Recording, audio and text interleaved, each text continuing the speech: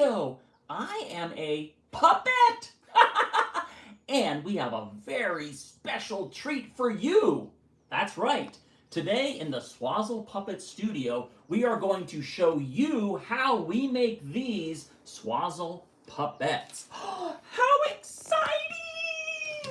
Now these are really cool because for the first time ever, we are making puppets in the Swazzle Puppet studio that we are selling through our Etsy shop. And the link is in the description, so if you're interested in getting a Swazzle Puppet, you can get one anytime during this live puppet making demonstration. And the exciting part is, after this live puppet building demonstration, the puppet that we make today will go into our Etsy shop right after the live. So watch for that. Oh, I'm so excited. I'm so excited. Can we get started? Sure. Let's get started with some puppet building. I will say during this live, if you have questions, feel free to put them in the chat and we will answer them as we can. But for starters, what should we start with? Maybe we'll start with your mouth. Yay! My mouth! Let's get started! All right, put this guy up on the stand here. And all right, hey, it's Patrick, and we're going to start by building the puppet's mouth. Now, in order to sort of expedite this process a little bit, we have pre-cut some of the pieces that we're going to need. But basically, this is what we're going to be making first. You can see this is the wooden mouth pallet with ultra suede in there. We also have a foam head like that. There's a grip if you look inside, which I'll show you how that's going to work. So we're going to demonstrate how we build one of our puppets, but these are techniques that you can also apply to your own puppet building projects. So the materials that we use, the techniques that we use, are ones that you can use when you build your puppets as well, or you can use that to learn what goes into the puppets that we are selling right now. So first things first, what do we need for this? We're going to build a wooden mouth pallet. We like to use wood. This is 1/8" craft ply. And it was laser cut on our laser cutter. You can use a bandsaw to cut it out if you want to, but these are precision cut on our laser cutter. And that little hole in there, I'm going to explain what that is for a little bit later. This is the top jaw. This is the bottom jaw. And we also have this little piece of wood, which is going to be a grip. We are puppeteers as well as puppet builders. And so we always think about the puppeteer when we build our puppets.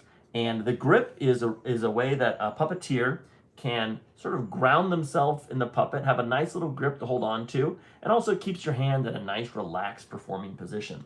Also, for this task, I'm going to need this, gaff tape. Gaff tape is a very common material that is used to attach mouth pallets together. And we're also going to be using some wood glue, and that is to attach the grip in place. You can also use tacky glue if you want. Now, if you do a flexible pallet, then you might want to come up with different types of materials to hold the grip in place. Now, this was laser cut, so it's got a little bit of an edge to it. So the first thing I'm going to do is go over to the bandsaw, and I'm going to sand that down. If you don't have a bandsaw at home, you can use sandpaper as well, but a bandsaw is nice and fast. So let's go over and sand that down here so it's comfortable. Flip it on.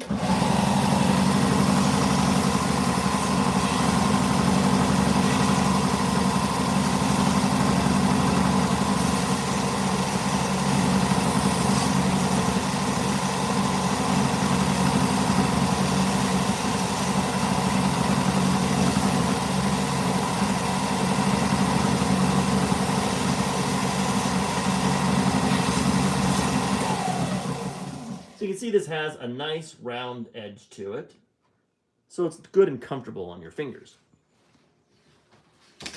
With the wood glue, I'm going to glue this in place. But first, I'm going to tape these pieces together. So, take the gaff tape, and the way I like to do it is I like to lay the gaff tape, lay a strip of the gaff tape, sticky side up, on the work table, and then I lay my pallet down. The tooth is going to be on my right side, your left side of this puppet's head. So I lay this in place like so. Try to keep it as level as possible. Like that. And then the bottom jaw goes here, and we keep about a half-inch space between the two. You want to have a little bit of gap so the puppet can be performed easily. If the mouth plates are too close together, the mouth is very hard to open and close. So we keep a nice little gap there, about a half an inch. I'm just eyeballing this like that. And then another piece of gaff tape is going to go on top.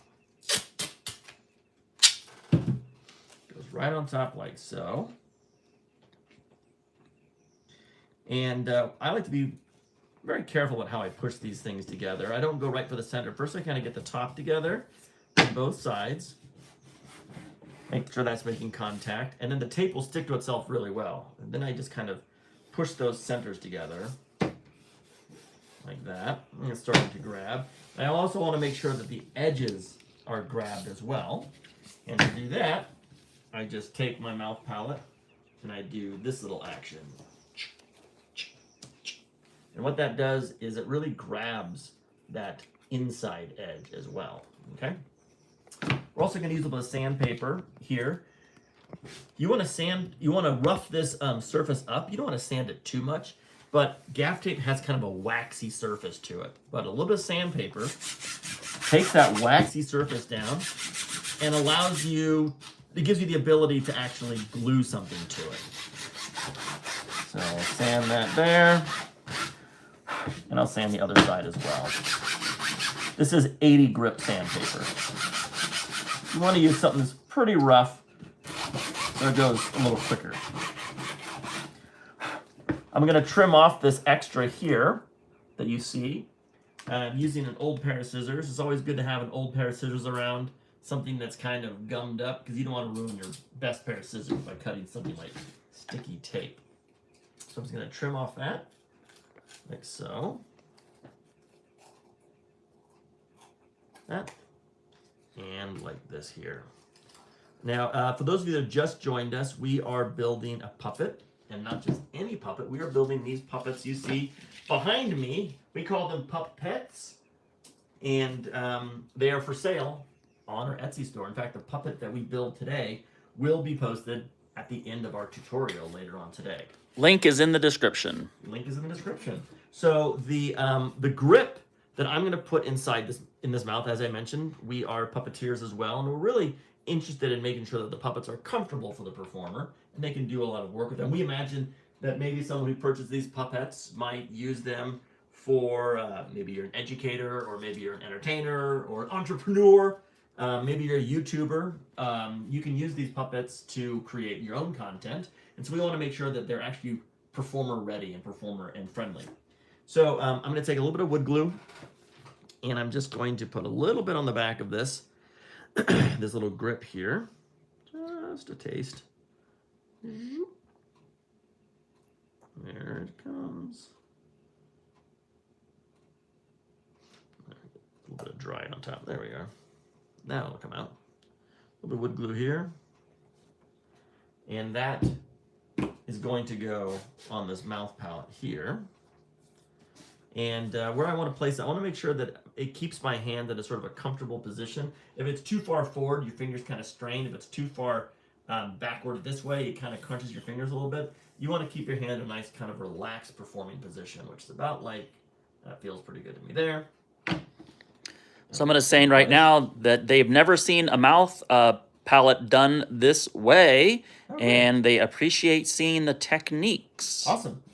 So there you go. And what I'm going to do is I'm just going to wipe off some of that excess glue that I'm seeing by using paper that I'm tearing from the workstation. And then he's encouraging anyone who is watching, hit the like.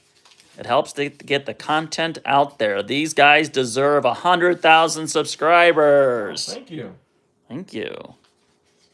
All right, so that. And they're saying, so use a wooden bumper instead of loops. Yes. For this puppet, that's what we're doing. So that is going to sit like that. And then what I'm going to do is put a little clip on it, a clamp on it, and just clamp this down in place, alligator clamp. I want to try to make sure it doesn't slip and slide too much. There we go. So that's going to set up. It'll take a little time to dry, but it'll give us some time to do our next task, which is the interior of the mouths. Now, normally when we build a puppet for like a client for a TV show or a commercial or whatever, oftentimes the last thing we do is put in the tongue. But because these puppets are being made in a sort of a consumer-friendly version, the puppet is actually attached permanently to the inside of the mouth. So we're going to be machine stitching the tongue in. As you can see, this is an example of what it's going to look like. This is the puppet we built yesterday, and it's for sale right now in our Etsy store. But you can see how that is machine stitched in place. And that's what we're going to do. So we have ultra suede. That's what we use for our tongues and our mouth interiors. Ultra suede is really nice, low profile material that has a matte finish and comes in lots of different colors. Generally, we're using red, pink, or black for our mouths, but there's no rules about it. You can use any color you want to. There are two sides of the ultra suede. This is sort of the back side, has a little more gray texture. This is the front side, a little more richer in tone. I'm using the front side. Again, there's no rules about that either. You can use whatever side works best for the puppet that you plan to build. So what I'm going to do is take this tongue here, and I'm going to put it onto the ultra suede. I've actually come up with a template that's going to show me where this is all going to live on the puppet's head. And so I just want to make sure that I have enough material around the mouth to put it in place, which I do. Come over here and I'll show this. Okay, great. So Sean is getting the sewing machine all threaded up. So let's take a look, and then we will sew the puppet mouth.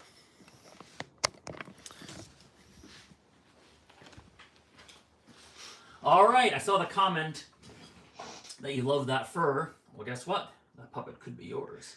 So I'm going to show you how to do two things. One, how to prepare your bobbin with the color thread, and then how to thread the machine. This is an old Sears Kenmore from 70s or 80s. Old machines are great machines. They're workhorses. So for this one, to thread the bobbin, I'm going to go ahead and bring the thread around the back here. Whoop.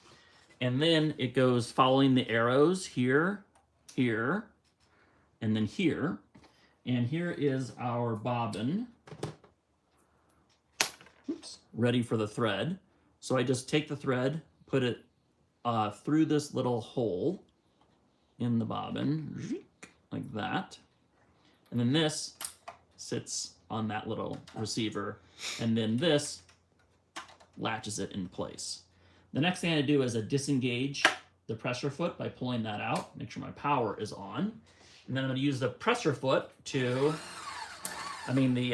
pedal, to wind the bobbin. I'm not going to put too much thread on this because we're just using it for the tongue, but so that should be plenty, more than enough actually. So now the bobbin is wound. Next thing I do is I put it in this casing, and then the thread goes in this slot and up into there. Then I take this whole thing and I put it into this housing, snaps in, and then the door will close. But before I close it, I'm going to now thread the machine. So thread goes around. On this machine, it goes through this little slice, across this little slice here, then down into this loop, around this hook, then up into this hook here, make sure it's extended, and then I go into this little thing, latchy thing here, into this little latchy thing, then around this hook, tiny hook, and now it's ready to go into the needle. So it goes in the needle like this. I honestly don't know how they figured this out. Witchcraft. Witchcraft. It amazes me. So now that it's in here, I can kind of just move the wheel up a little bit, catch the bobbin thread. I'm just using the scissors just to pull it through. So now the bobbin and the thread is ready to work with. And I'm going to set the length to 10. And the machine is now ready for the tongue to be stitched. Great. So while Sean gets the tongue, I'll address some of the questions that we have here, which are, did I just see a vintage Singer treadle? Don't know, but we do have one of these Bernina machines here, which is also vintage. All the machines here are vintage machines because Not old on machines. purpose. No, People give us old machines. but also and- old machines are really quality because they have better quality parts. Yeah. And someone says, I have an awesome Singer 2012, and I bought a Rocketeer 503A. You guys are so inspirational. Thank you so much. Poly cotton thread is the question. Okay, so we use an all-purpose, and it is a polyester thread. We usually use this dual duty Coates and Clark dual duty. For most of our purposes, it works great. So now that the machine is threaded, I'm going to stitch the tongue. I'm not pinning it in place because actually the precision is going to come when we do the cutting. And on purpose, I'm not going to stitch all the way down the tongue. I just want to stitch about a quarter or so down because we actually like the fact that it kind of can flip up a little bit. So now that I have it in the right place, I'm just going to back up a little bit. I'm going to engage the needle, make sure it's looking good. Okay, great. So when you're stitching, you go forward a little bit, and then you hit the reverse toggle, and you go back, and you go forward, and that locks your stitch. And I'm just going to go forward, back, forward, forward, back. And I'm not going to work too fast because we want it to be precise. So I'm just for a little bit. You can see I'm engaging the needle here. So I'm going to go forward, just a few stitches, back, forward, back, forward. We're done. All right, so the look that it gives us is this. A little bit of red thread coming down here.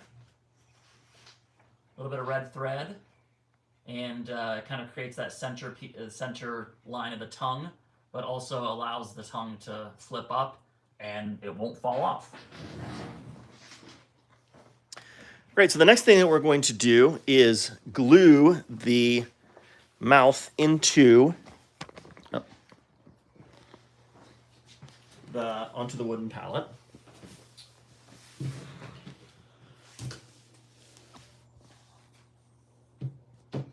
We have a little glue station set up by the door.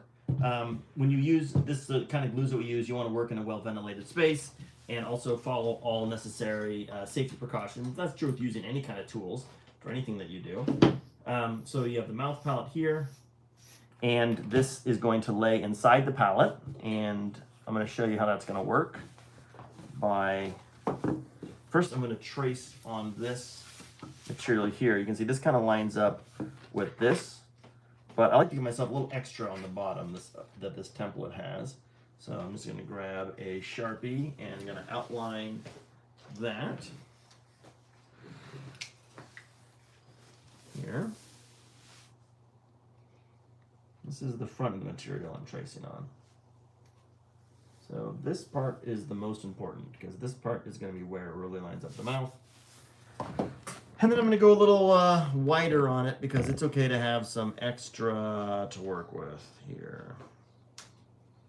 Try to avoid seeing any of the bare wood if we can. So go like that. Yeah, great. I'm going to cut this out. And like I said, this part here is the part I'm the most concerned with because that's how it's going to really lay in on the mouth. Try to cut on the inside of that pen line as best I can.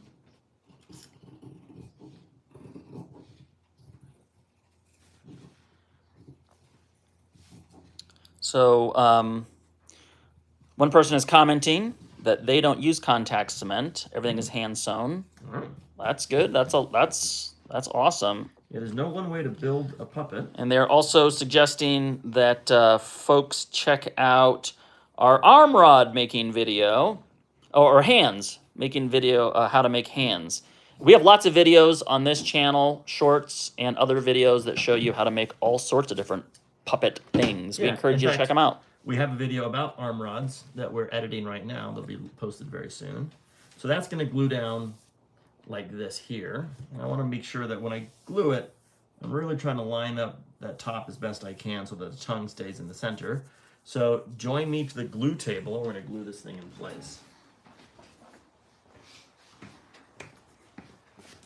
When you're gluing, you want to wear a respirator.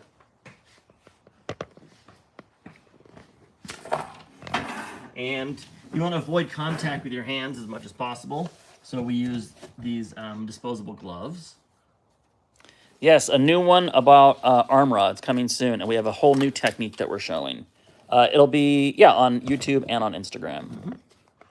Yeah, for those of you that don't know, we are building a Pup-Pet, which is one of our new puppets that are for sale currently in our Etsy shop. I'm gluing the mouth pallet in right now, the red material into the mouth. When I use this glue, this is what we're using today. This is what we're making for new folks that are joining. When he says a puppet, this is what we're talking about. He's talking about me! Great, so I'm going to use some of this glue here. If you want to know where to get this kind of glue, this is used for repairing and making shoes. And what we like about it is basically anything that is in a shoe, there's some version of that that's in a puppet, whether it's leather or foam or fabric. Basically, all the stuff that this is designed to adhere is what we're working with. So I'm going to use a foam applicator, and I'm going to apply it to the back of the material here. Dab, dab, dab. Don't go too heavy. Just enough to get surface cover. And then I'm going to use the brush on the can when it comes time to do the wooden pallet. So, dab, dab, dab. Dab, dab, dab.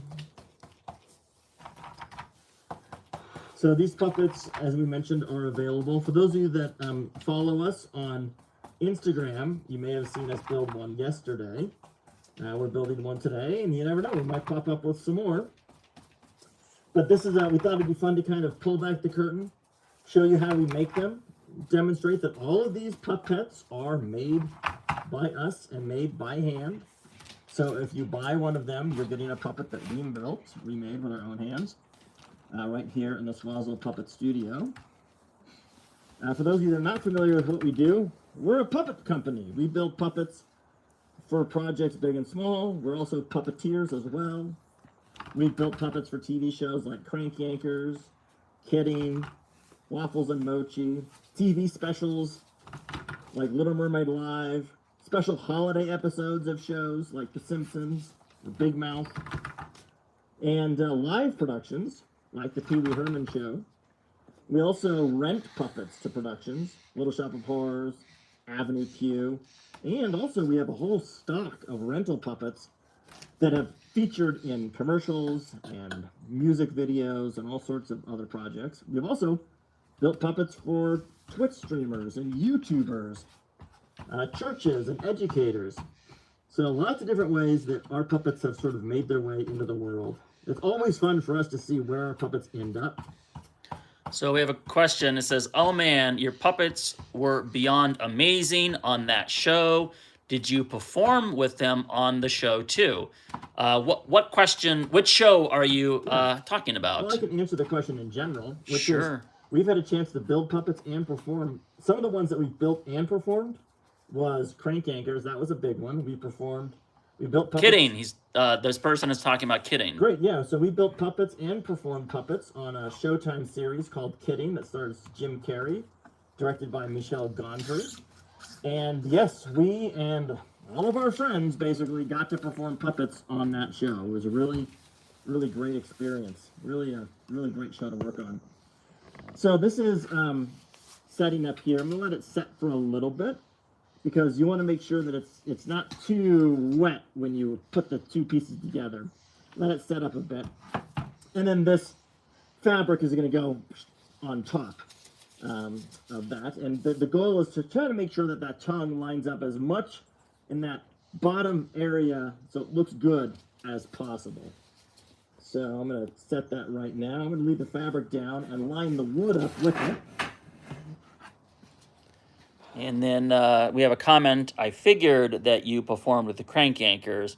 Man, what an awesome time that had to have been. It was. It was an awesome time. Yeah, Crank Anchors was a really great show to work on. And really, we're talking about seasons 5 and 6. Yeah, really fun people, really nice crew, really great directors, and beautiful sets. A new set every day, multiple sets in a day. Yeah, sometimes. 3 sets a day sometimes. Yeah. So you can see that landed pretty well into the center there. I'm just going to press this down. The goal is to not get any glue on the red part. You don't want to do that. Now, if you join me back at the workshop table, I am going to trim off the red material and get this ready to glue inside the puppet's head.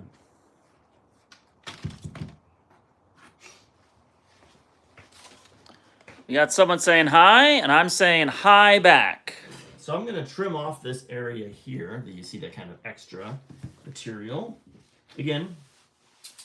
And thank you for encouraging folks to pursue puppets in their own content creation. Yeah, well, we are the benefactors of people who have shared puppet building tips, tricks, and techniques with us over the years, starting with our early days at the San Francisco Bay Area Puppeteers Guild, and of course our work in LA with all the all the incredible film television projects and workshops there. Here's someone saying, just in time to see some cool puppet making. Yeah, in fact, these puppets that we are making, this puppet I'm making right now can be yours, because it will be for sale in our Etsy shop later on today. We are building what we call Pup-Pets.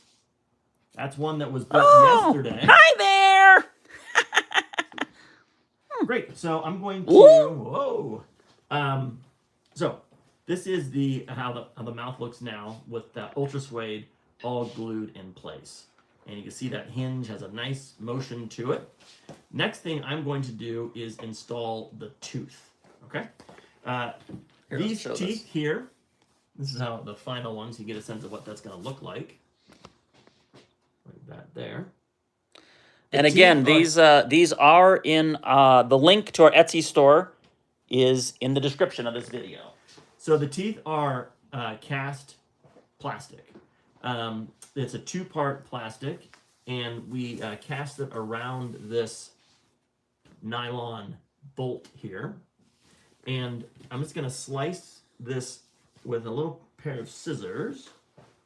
I'm going to slice where that little hole is.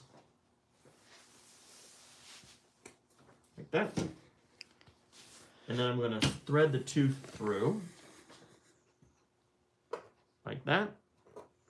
And then thread this nut on the bolt, and that secures it in place.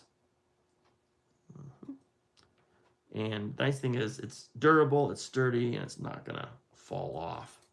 And I'll show you how I'm gonna do an extra special hold. Someone's asking, did you study with Henson?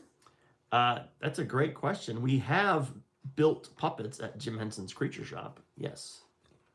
But didn't officially, I guess we studied in that we took puppet up classes. Yeah. We learned in puppet improv at Henson.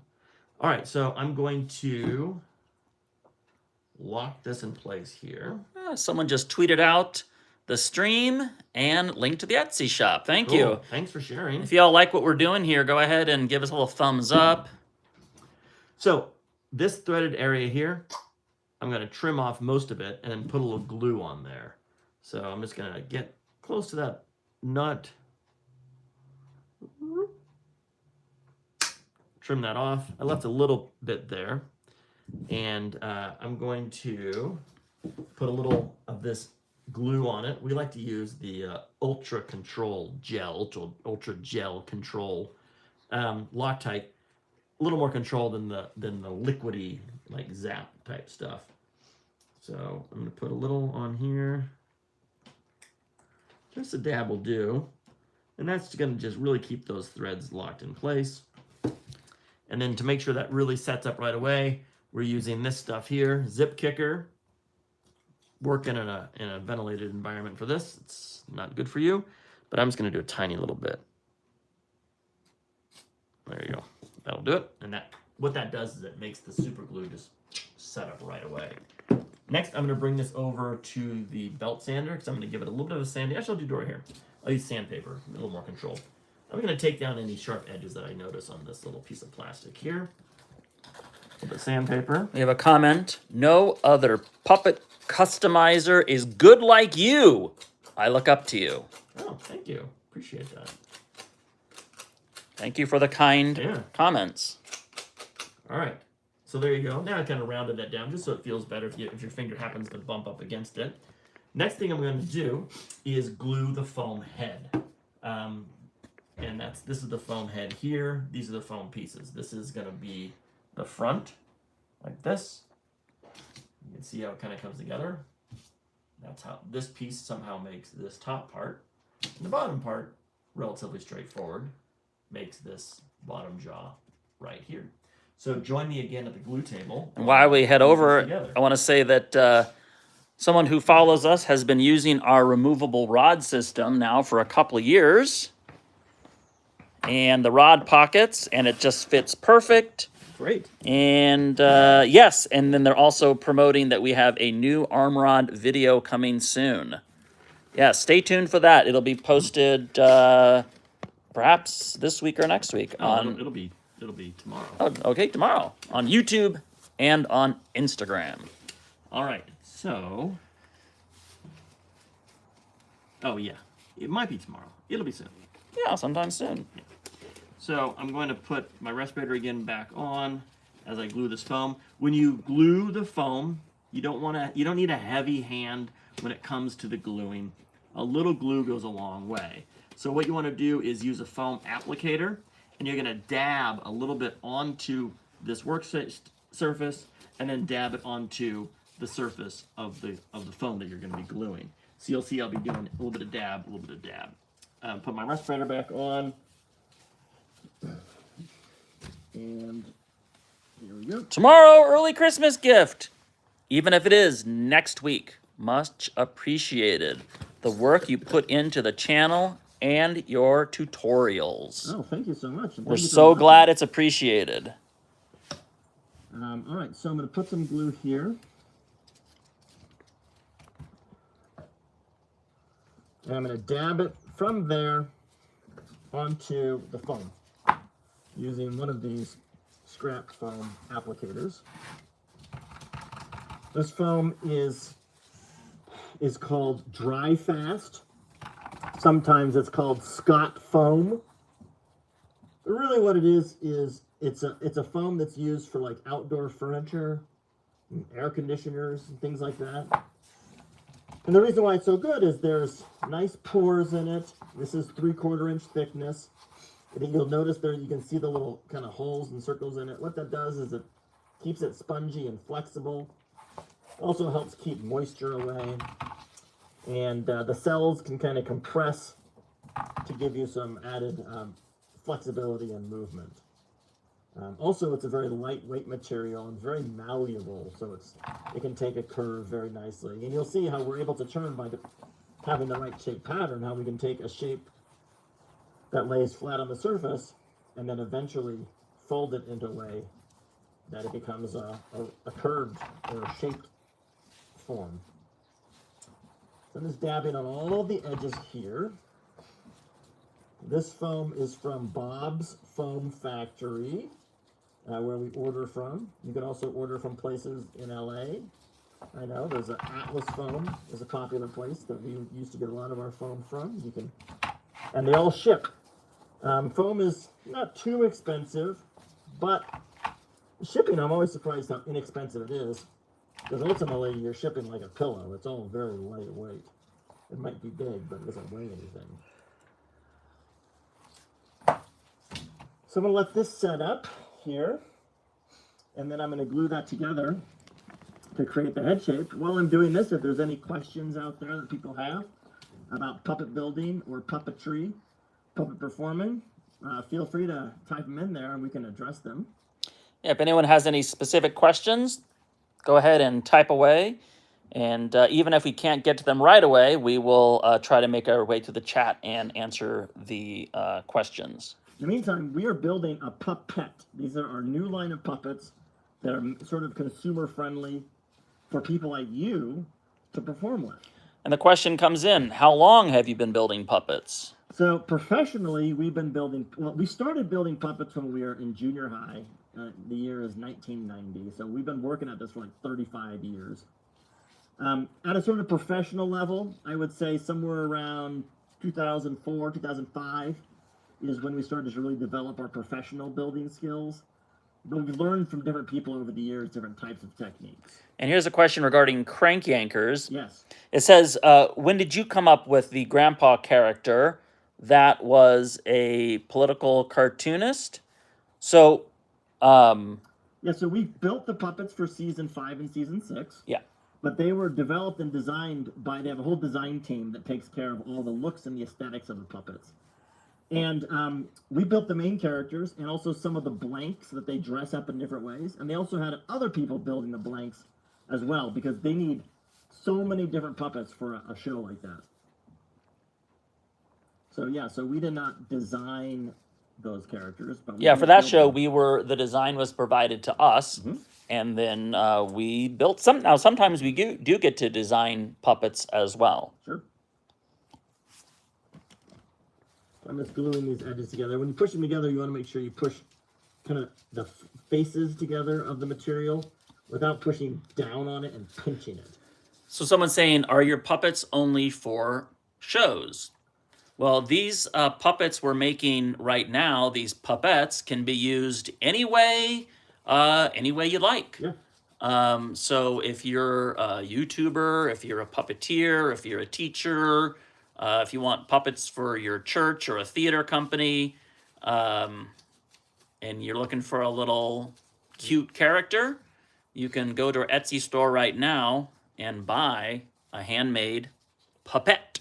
So next thing I want to do is glue the mouth pallet in, but before I do that, I'm going to take a walk over to the workbench and show you a little trick we're going to do to make the mouth pallet sit in a little nicer. And that is to create what we call a shelf. Any advice for making facial features that can be rearranged, like eyes and lips? Yeah, facial features of puppets can be made out of lots of different materials. Styrene is a good way to go. And we actually have a lot of great tutorials about making puppet eyes that you can take a look at. What I'm going to do here is build a little shelf that this mouth pallet is going to sit into. You'll notice there's about a 1/4 inch of material around there. That's because this is actually embedded into the head, and you can see it kind of sits flat if you look on a profile view. So that's what I'm going to do now. Using a marker and using this as my guide, I'm going to draw about a 1/4 inch in on this and that. Eyes can be made out of lots of different types of materials. They can be taped on, they can be bolted on. We try not to glue eyes on that are for our puppets that we build on commission for folks. And that way, if they ever want to change an expression or do something different, there's always that option. And these puppets we're building are a little different. Some of the things that maybe wouldn't necessarily be permanent, we are making permanent on these. For example, the placement of the nose, the eyes, arm rods. So that is that there. And now I'm going to do the same thing on the bottom jaw. Trace this up and around, and then I'll do the same 1/4 inch on the other side, and then I'm going to go back to the glue station. I'm going to glue this into the puppet's head, and that is going to get us to our first step. Now, this is how we build our puppets. As Sean mentioned, these are for sale in our Etsy store. There's a link in our description right now, so you can go check them out, see what's available. Those are all puppets that we've made. And this one we're building, while we're demonstrating how we make these things, these are techniques that you can also use if you want to build your own puppet, or you can see how we make them and you can buy one of ours. Next, I'm going to get a Persona blade, and I am going to cut that little on that line and remove that piece of material. These are Persona blades. This is what we use to cut puppet foam. It's used for cutting. They're used for cutting hair. That is the Persona is the brand. They're very sharp. In fact, they even say extra sharp stainless steel. So be careful with them. But they're good for cutting foam, and we also use them to cut fur. You want to be very careful with all the tools you use, but be very careful with these because they're nice and sharp. So I'm just going to go along that line that I drew, and I'm going to take that little ribbon of material out. I don't want to go in too deep. I only want to go about as deep as that next line is. And that is just going to come right out, and that's going to create a nice little shelf that my mouth palette is going to sit in. And it really enhances, I'm sure there's someone could give me a scientific explanation about why it works, except that it just keeps everything a little closer and makes the mouth open a little wider and has a little more performability. What do you think about the idea of using heavy-duty magnets in the eyes and brows with a metal plate behind the foam in the head? Would Velcro be a big no-no for this kind of adjustability, or magnets? Great. Here's what I'd say. If you have an idea, try it, because we haven't tried all possible ideas. I do know that magnets can be a little challenging, because once we used to use magnets quite a bit in our live shows. In fact, we had puppets that would assemble with magnets. There was a snowman puppet that we built through the course of the show based on audience suggestions.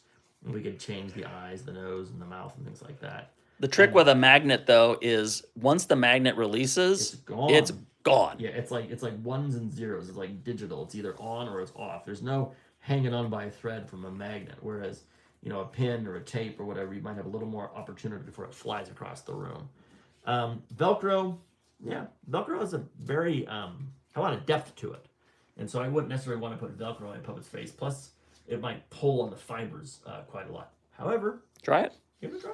You know, everyone's needs are different. Every show is different. Every puppet is different. Every project is different.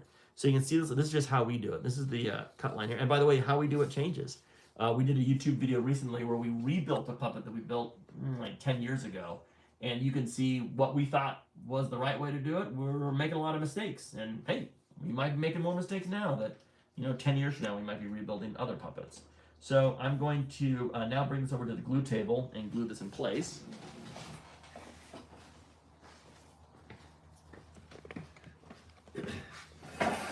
And what I'm going to do is apply some glue, probably with the brush, along this edge here, along this edge here, and then on the edge of this and the inside as well. That's what's going to sit, that part sits on the shelf.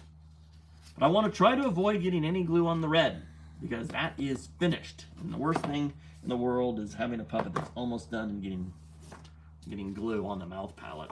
It's so awful. And it happens. It happens. And you'll find yourself going like, oh, maybe I'll use some gaff tape and try to dab it up and try to rub it off. Oh, maybe I can block it with material.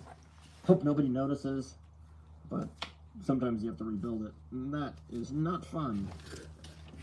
Building puppets is fun, but rebuilding something is not always the most fun. Especially if it's for a reason that is just as silly as getting glue on your palette. Great, so I'm going to put a little glue along this edge here. And I'm using the brush to do it so I can get into that corner. You're going to pinch this back too. Pinch the back too. Oh yeah, Sean's reminding me I need to pinch the back of the puppet's head as well. Along the edge here. Along the edge here. And yeah, to seal off the back, we're going to put a little glue on the back of this foam here, just to give it a nice finished edge. So glue, glue, glue. And then with the foam applicator, I'm going to apply a little foam to this back of the head area. I'm going to apply a little glue with the foam to the back area. There we go. Like that. A little more glue out. Once that sets up, I'll be able to pinch that together. It gives it a nice finished edge. Same thing, glue on this palette as well. I mean on this, the lower jaw. Along that little shelf here. Try to get as much into that in that corner, because that's really where it's going to grab. What's nice about this is this grabs the mouth pallet from the top and the side. There you go. Glue it all along here, like so. And then this mouth pallet here, I'm going to put it, like I said, on this edge and then all along here. I'll start by doing the top. I'll use the brush for this. Feels like I can have a good control with that. Just a little along the edge, like so. Make sure you, again, are holding it in a way so you don't get any glue on the red. As much as you can avoid that, that's good. Come around here.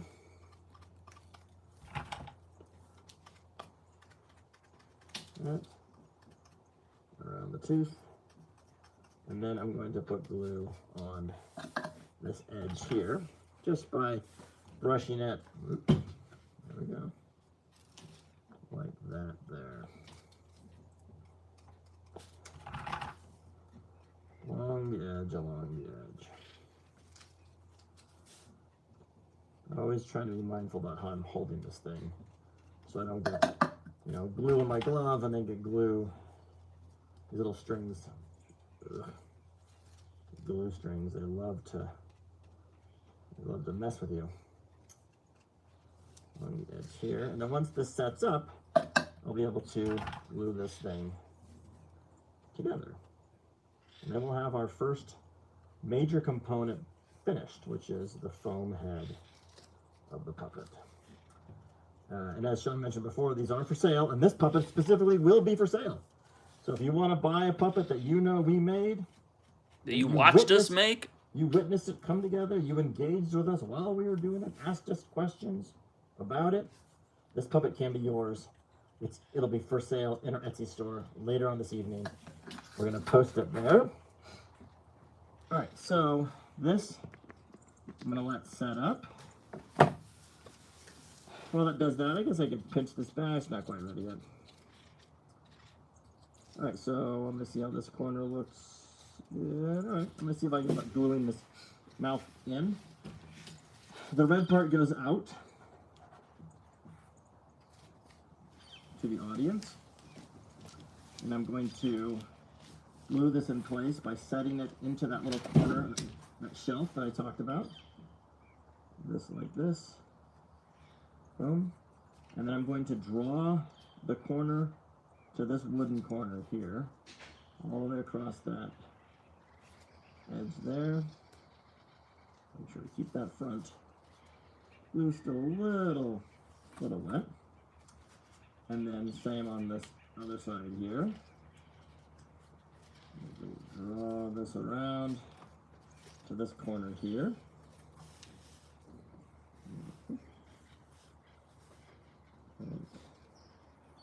So, there we go. And then I'm going to pull this around, really make sure that foam goes around the edge here. Glue is maybe a little more wet than I would want to be working with, but it seems like it's holding pretty well. While I'm here, I might as well pinch this closed. Actually, I'll keep it open for now. And glue this in place. Bottom jaw. Same technique, using that shelf. I'm going to lock this corner in here. Start at the corners, and then I'm going to work my way around to this side here. And then I'm going to try to find center in all of this. And smush things around. Find center, lock center in place, and then sort of work the other parts of the foam around, like so. Like so. There. And now, you can see how this puppet's head is really starting to come together, and I got some glue on the upper lip. Ugh. Try to get that off with some tape. Alright, so. Alright, so I'm going to, you see how that looks there? I'm going to bring this over to the table, and then we're going to move on to the next stage. So come with me to the workshop table. Get this mask off. I'm going to show you a little trick. I got a little glue on that pallet. So this is something I like to try to do when I do that. You can see a little ring there. One technique that you can try to use is a little bit of gaff tape, because it wants to grab that glue really well. And you can kind of use the gaff tape to dab up any glue that you got on your pallet. Oh, let me pinch this back as well. So you can see how that edge that I had put glue on, I can tape it up. I can pinch it together, and it seals up that back nicely. Now, that little glue that I got here, I'm just going to dab a little tape on that and see if I can dig that up.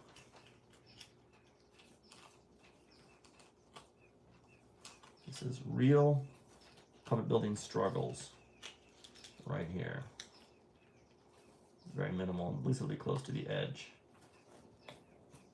The tape really grabs the glue really well, so it can kind of clean up any little mistakes that you've made.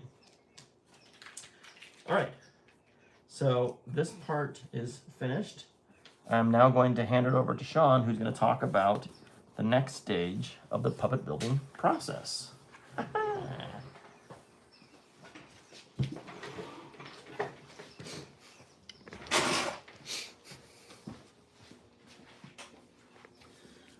Greetings. For those of you who are just joining us, this is what we are making today. Not this color, but this is a Swazzle Pup-Pet. Oh, hi there! I'm a Swazzle Pup-Pet, and I want to go home with you. Did you know that in the description there's a link to the Etsy store where you can adopt me and bring me home? So now that the foam head and the wooden mouth palette is done, we are going to start working on the hands, the arms, and the ears.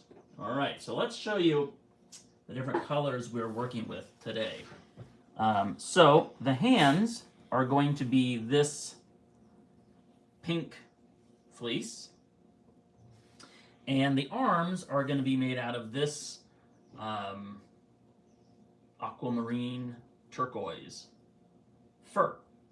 So the first thing I'm going to do is, these are going to be machine stitched. So what I need to do first is pin the hand fleece to the fur. It looks like we'll probably be machine stitching this with the turquoise if you wanted to get that ready. So the first thing you do is there's a right side and a wrong side. So this is the wrong side of this fleece. And so I want to pin right side to right side, right side to right side. And I'm going to kind of do it this way so that the fibers are out of the way of the hands. And some of the fibers will come through, but we have a way to make sure most of them are not coming through. So I'm pushing those fibers down, and I am pinning the fleece. Patrick is preparing the next bobbin so I can do the machine stitching. So all I'm doing is pushing these fibers down because we want the fur to kind of come forward, just like if you were to like pet your cat's paw or the dog's paw. All those furs and fibers come towards the end of the paw, towards the claws. So I'm pushing these fibers down and pinning this in place. For these particular puppets, we wanted everything to be machine stitched so that it was as sturdy as possible. Because we're sending these out to the world and knowing that you know, maybe the people using them will be professionals, or maybe they'll be newer to puppets and puppetry. And we wanted to make sure that we were making something that was easy to use and as durable as possible. All right. And I'll say that this puppet that we're making today, this turquoise and pink one, and there'll be another special color mixed in that you'll see, will be available on our Etsy store this evening. So right after this live, we're going to post it to the Etsy store and make it available so someone out there can purchase it. All right. So just in time, this is all pinned and ready. So let's head over to the sewing machine. And you can see Patrick switched out to this turquoise thread.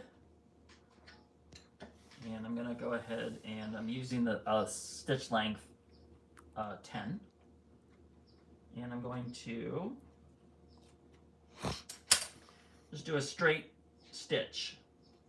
I'm sort of doing a larger stitch because a lot of this, we're going to be trimming the fur and the fleece right up to the seam line. I'll show you that. So for those that don't know, I do a forward then a back to lock the stitch. Yeah, okay. So a little backwards, a little forwards. Now I'm stitching along, and I'm, you know, making sure that these fibers are staying pushed in, and that my fleece and fur is being stitched straight.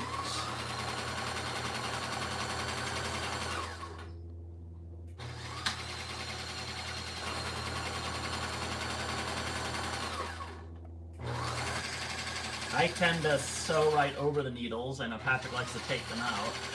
I only think about that because the sewing machine needle did hit one of the pins, and so I sew over the pins. All right, a little back, forward to lock it in place. So back to the table.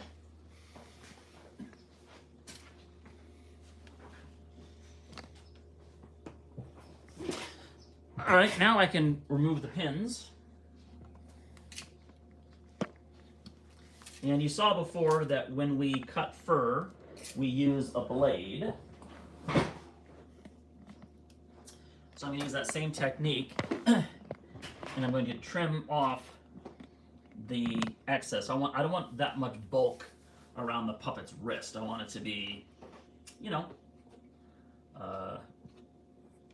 not too bulky. So I'm just going to cut as much of this excess material as I can, being careful not to cut my stitch, because nothing worse than having to re-sew something you just sewed because you accidentally split the seam. All right, I'm just guiding this along, moving carefully, not too fast, not too slow.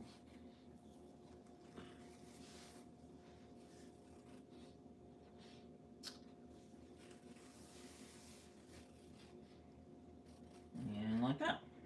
Then I'm just going to pull, and a lot of these fibers are in the stitch, so they want to hold a little bit. But so let me see if I can get this to pull out. Come on, once I get it started, there we go. Pulling this excess. The reason why it's struggling is because these fibers are stitched through. And then I can kind of remove all these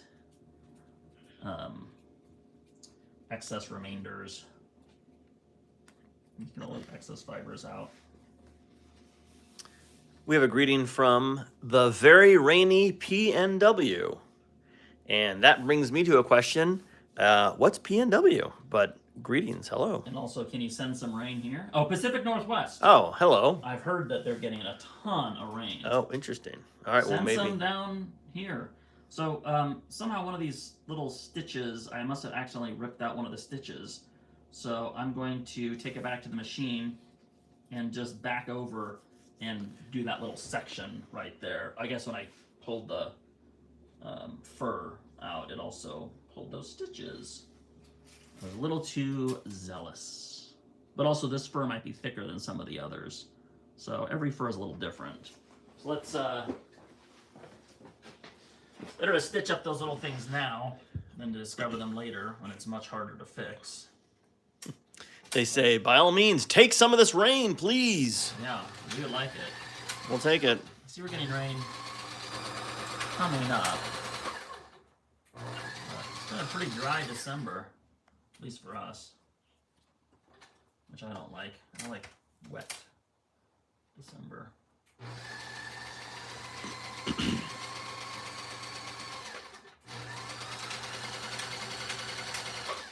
For those of you that just joined us, I'm going to show you what we're making. We are making some more of these puppets. These are the ones that we finished already. They are all available right now on our Etsy shop. Link is in the description. You could buy one of these, including this one here that we built yesterday, and take it home with you. And this could be the star of your new YouTube show, or it could help you in your classroom, or it could help you learn puppetry technique as you practice your puppetry monitor skills, or your Twitch stream, or whatever you want to do. These are available, and we're building a new one right now here at the Swazzle Puppet Studio. All right, so I've already trimmed the fur. Now I'm going to trim the fleece. And I'm just cutting pretty much to the seam line, just to remove the excess bulk from this seam, because this will be the puppet's wrist. All right, so now I have this. The next thing I'm going to do is, there's always a few fibers that still get caught, so I'm just going to take this little, there's a little screwdriver, you can use anything you want. I'm just plucking any of the fibers that still got caught in that seam out. And, you know, once this is all a puppet hand, I could always pull more out, but it actually looks pretty good. It looks like there's not a ton of fibers. That's good. All right, now I'm gonna fold this in half. So this is gonna be the hand, and this is gonna be the arm, and this is the, essentially, the wrist. So what I'm going to do is take this, and I'm going to align my pattern so that that halfway point is kind of where I want it to be, where I want the hand to start and the arm fur to end. And I'm going to just use this to mark it up. So I'm going to trace here. That's not really showing up. Is that going to be visible enough? Maybe. Let me use a black one on that blue, because that green is not really showing up. And I want it to be visible when I take it to the machine, so I'll just trace along here. And then trace the hand. Like so. Now I'm going to take pins and pin like this, because this will be machine stitched. I don't know if any of you use yellow pins, but for some reason the yellow pins just disappear. It's like the other sock in the dryer. They just go away.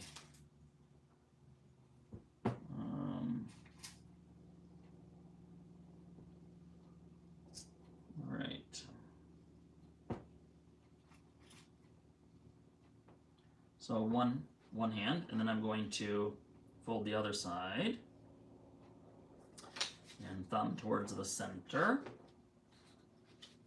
Trace the other one. This reminds me of one of those popsicles, like a bomb pop or something. Feels like these are the colors of a bomb pop. All right, use the black for the arm. So just tracing that. And I'm going to go ahead and trace the hand. By the way, this is a technique that you can use if you're using just regular foam to make your puppets. I mean, rather fleece. Even if it's not multicolor, you can use this technique. And now I'm pinning the hand, like so. The thumb. Just pinning across so that I can take this to the machine and stitch it. We decided it was fun to make a little fleece hand and not all fur. One, it sort of helps with the kind of accentuating the fingers and the hands, but also it's fun to get as much. That's where the pins go. They go into the trash. You know, kind of get that multicolor feel. All right. It's like the fleece is like its skin, and then the fur is like its fur. All right, so let's go to the machine and stitch these hands.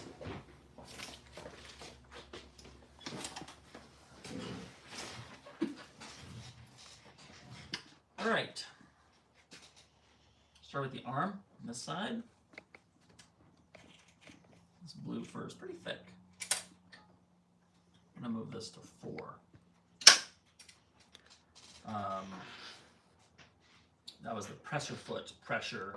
I reduced it from 3 to 4. So again, forward, back. And then going down this and over the pin. Be careful as I go over the seam here. Make sure I'm getting it all through. Okay. Stretching a little bit with the material. The fleece is stretching, but the fur isn't, so I'm just gonna work that little stretch out, which is fine. Drop the needle down. Excuse me.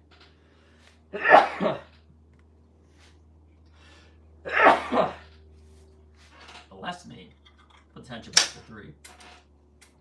All right, now let's go around this thumb. I'm gonna work relatively slowly as I twist the fabric, turn the fabric around the needle.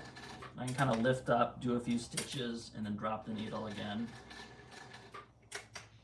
Lift up, do a few stitches, and so on. While you're sewing, we're learning about the atmospheric river that is hitting Washington and is deluging it with rain all the way until Christmas Day, apparently. Wow. Including Mount Rainier, which is getting a full load of rain on it. Rain or snow on Mount Rainier? Rain. Really? It's too humid right now. Oh. Too warm. Needs to be snow. Yeah, we've had a few of those atmospheric rivers here. But we could use one right now. So yeah, send some this way. All right, I'm winding around the fingers. And also, the hamster who has been commenting says, I'm eager to see how you sew the hands, indicating the fingers. This is great. Thank you, guys. Yes, you'll see how we actually do a little stitch in the fingers, and that's what we use to hold the arm rods in. I'm going to move this back to 4 again. This is thick fur. Lush pile. Forward and back.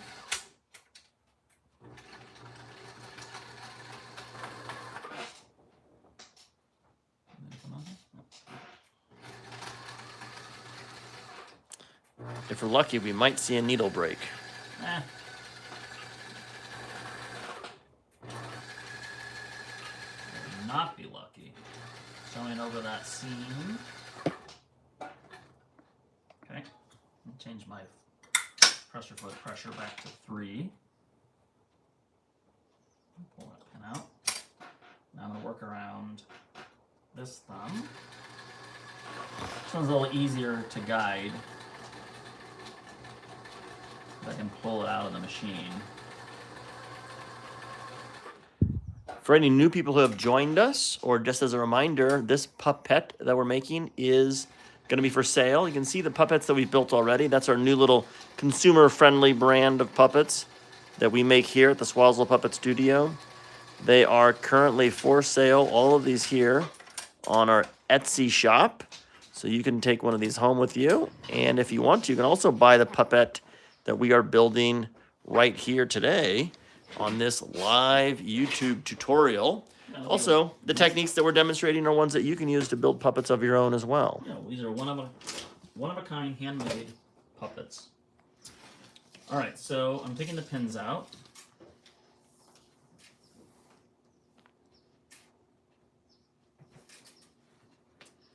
Okay.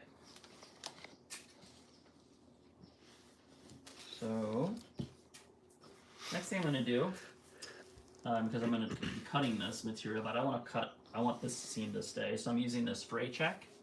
I'm just going to put a little dot, a little dab of fray check where the two seams intersect. Right there, right there. I flip it over. And fray check takes a little time to dry, but what it does is it keeps that material and those stitches from fraying, as the name would imply. The Pamster is typing that the puppets you see on the counter behind us, they are mostly all in the Swazzle Etsy shop, which is true. All those puppets that are lined up in a row are ready to go home with you. They're in our Etsy shop right now. So I'm going to cut the fur first. I'll start with this blade. I'll take my switch off.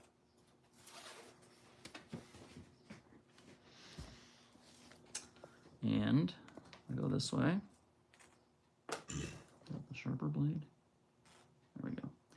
And I'm cutting, going to about 1/8 of an inch or so of the seam. Or for those of you on the metric system, an unknowable number of centimeters. And then I'll millimeters, I would imagine. I don't know. Centimeters, right? I don't know. Oops, I'm not sure. The thing with these blades is they're super sharp, but they can dull quite easily, believe it or not, with these, when you cut with fur and foam. That's a real dull one. Hang on, I'm going to fresh blade. While Sean's getting a fresh blade, I'm going to show you these puppets right here up on the workbench. Look at them all. They want to know who they're going to go home with. All right. Where will be their forever home. Their forever home. Mm-hmm. All right, nice fresh blade. Now we'll see. Oh, that's much better. So slicing that fur. And I'm going to cut with scissors the fleece. I'll do a more detailed cut in a moment.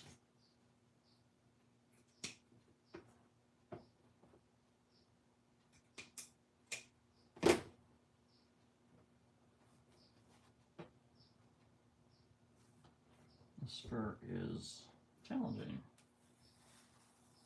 There we go. Oops, some of these fibers didn't quite go. There we are. Okay. Thick pile.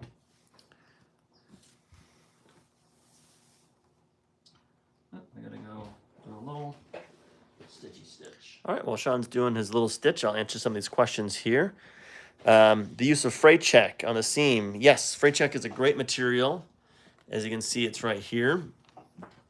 If you have any seams that you might need to fix, it's really great at keeping those seams from coming undone. Also, the Pamster says just through the mesh of the fur.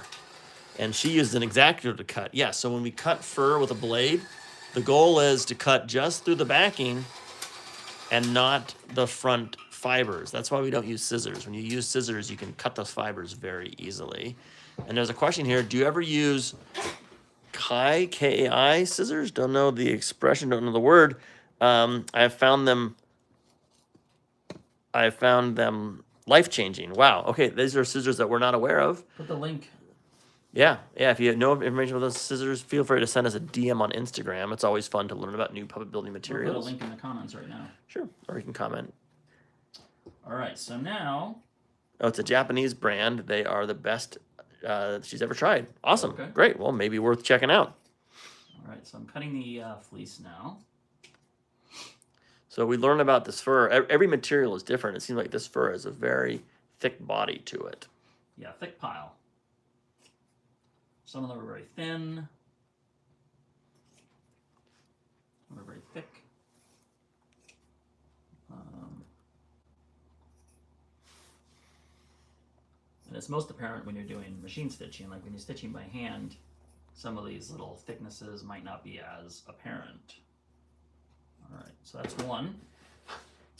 Now I'm gonna cut out the second one, and we'll flip them inside out, or right side out, I should say. Show you what they look like. About my fresh blade.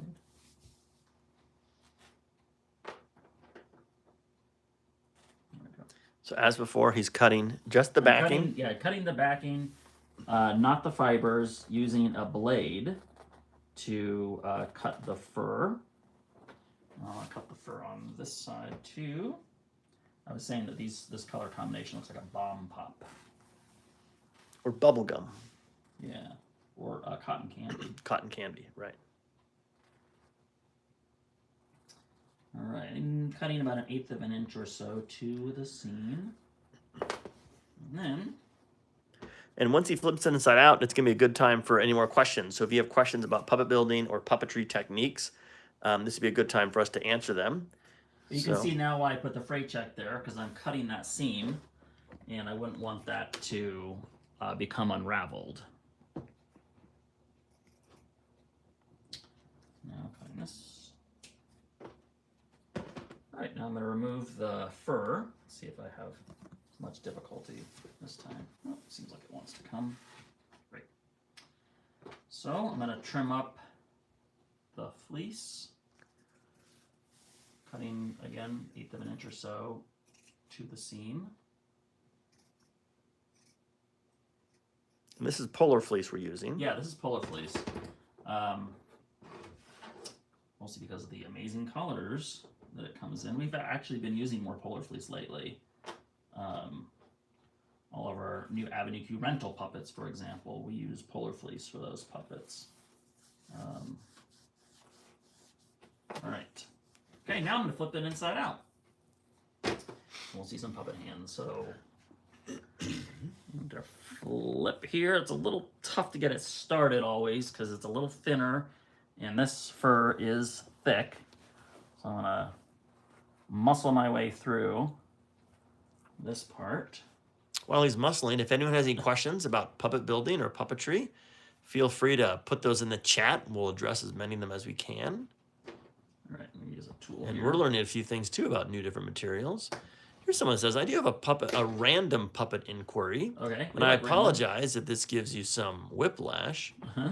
Do you recall working on a moose puppet back in 2019? Yes. Of course we do. For a furniture store. For the Furniture Warehouse. A moose for the furniture I warehouse. think it actually was in Washington's Furniture Warehouse. Wow, do you see those commercials? Yeah, if you see those commercials, let us know. I know we built the puppet for them, and it's used in their online advertising and social accounts and things like that. Maybe even television. Caboose. It had like Caboose the moose? It's something like that. He had like a little conductor costume. Right. All right, now that we've given all that information, I have to know if you've seen this. Oh, hi guys, I'm the guy. Ah! Awesome. Ah! Well, Hey. guy. So are you the performer of this character? Hello from the cannery. Yeah, of course. Nice. That's right. The cannery furniture warehouse. Awesome. Well, hey, thanks for watching, and it's so exciting to see our puppet out in the world. So is this person the performer of the puppet? Are you the performer as well? We'd like to know. If so, let us know. I hope we have a clip of that moose on our demo reel. We do. All right, so here's how the hand looks. A little fluffy fur. Looks like he's ready to go out to a nice Christmas party or something. Oh, great. So, yeah, Caboose the Moose. I'm the one you spoke to over the phone. I designed and performed. Awesome. Well, thank you for joining us, and thanks for watching. Hey, if you're looking... Caboose needs a friend. Yeah, if you need a new friend for Caboose the Moose, you can get a deal on one of our new puppets available on our Etsy store. But yeah, those commercials are really great. We love to see the puppet out in the world. And we have that puppet featured on our online gallery as well. Yeah, so we make puppets for clients of all types, even furniture stores in the Pacific Northwest. Here's someone who says, so excited to get one. Awesome. Well, if you want to buy one of these puppets or the one that we're building right now, there is a link to our Etsy store, and that is in the description of this live show. Yeah, we'll permit you to break away from the live if you want to buy. Yeah, anyone who wants to is allowed to, as long as you come back and keep watching live when you're done. All right. So now I have these little hands. I like this sort of fluffy appearance that this character has. Very cute. So now we're going to add a little bit of batting for everywhere. A little bit of this just polyester batting to give the hands a little body. Originally we had tried putting some foam in the hands, but the way we put the arm rods in, it was actually better to make the hands with batting because we actually stitch the arm rod through, and it was rather challenging to stitch through the foam to hold the arm rod in place. So we use batting instead.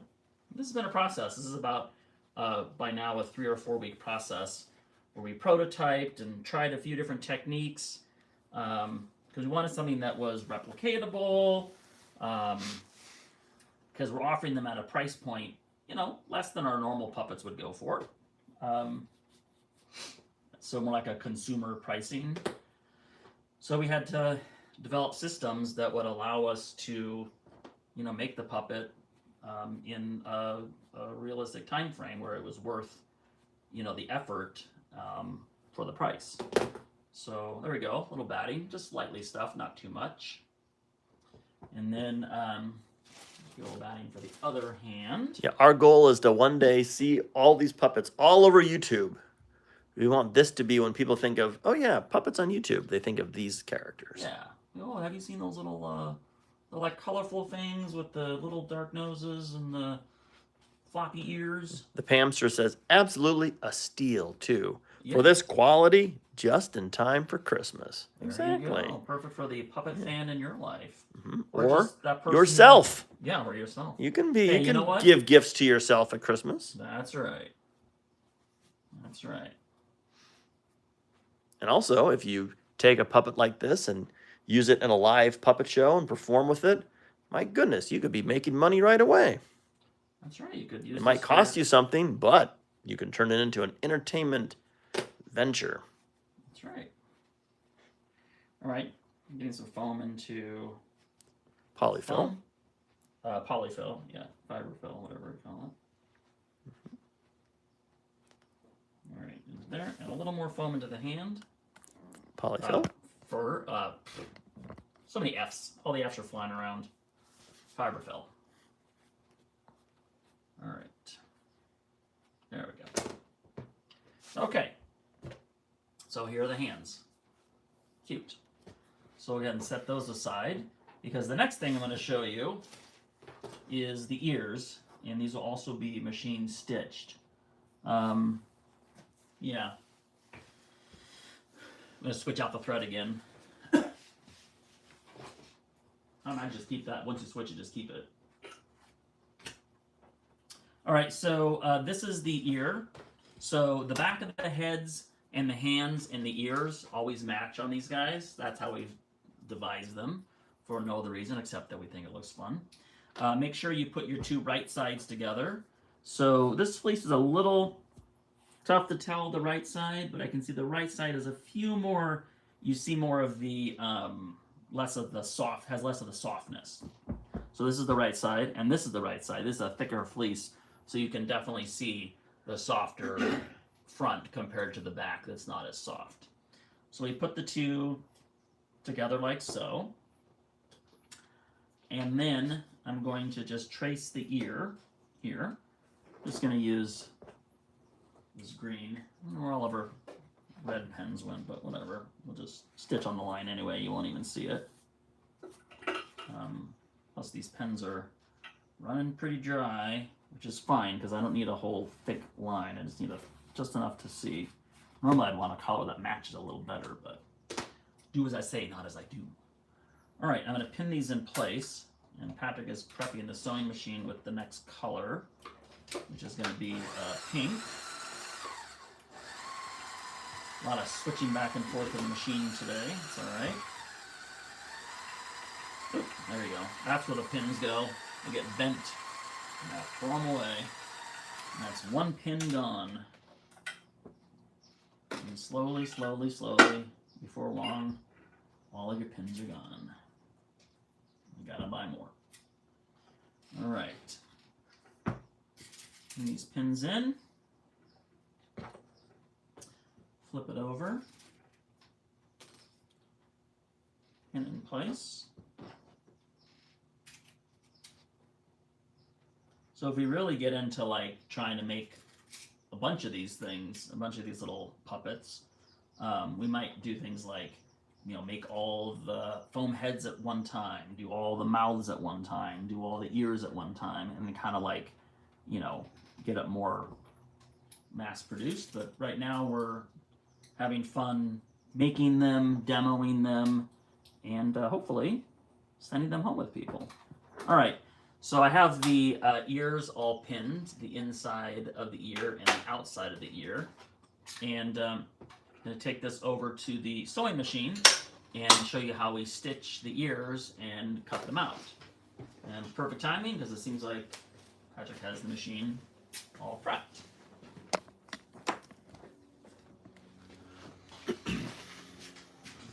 All right. Using a 10 length. Again, I'm going to start right at that line. I'm going to stitch right on the line. And I'll do forward, back, and I'm going around the ear, moving slowly, trying to keep the material moving so that I can have a nice, fluid, round stitch. Here's one of our Forward and back. Desire to Inspire 2025 says, my show will be amazing with these puppets. Oh, absolutely. Okay, buy them all. And make sure that if you put them online or anything, tag us. We love sharing stuff like that. Yeah, if you use one of these puppets in one of your shows online, tag us, and we like to share what all the creators are doing out there.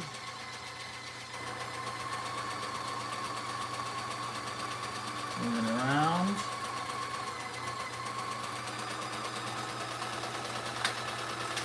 And forward and back.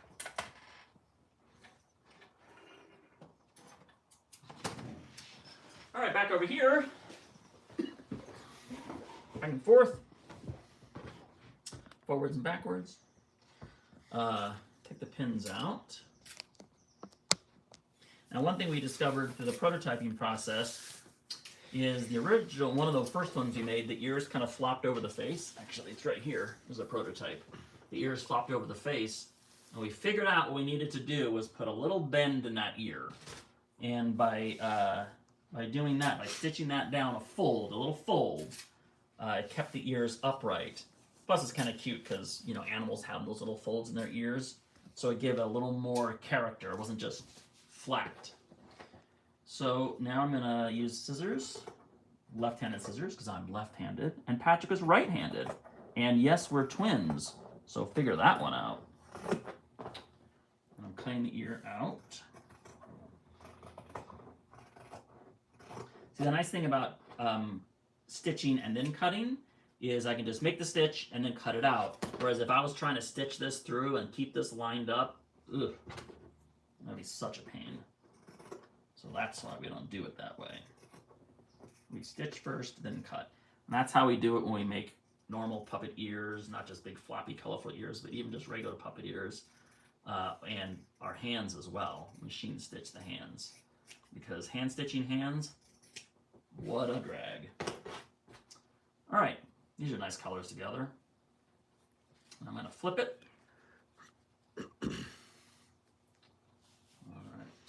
So here's one ear, here's the inside, here's the outside. Looks pretty. Nice colors. Flip it. And as I mentioned before, in order to get the ear to stand up, we need to add a little fold. So you can see if I just did it this way, it would just kind of flop down, especially when it's on the puppet. But by giving it a little fold here, it wants to stand up. So let's bring this to the machine and stitch those folds in. And as we go back to this machine, we have a machine stitching question. Okay, what is it? The question is, do you use a walking foot when sewing fleece or faux fur? The answer is we do not use a walking foot. And I know that's the answer because I don't really know what a walking foot is. I should, I guess.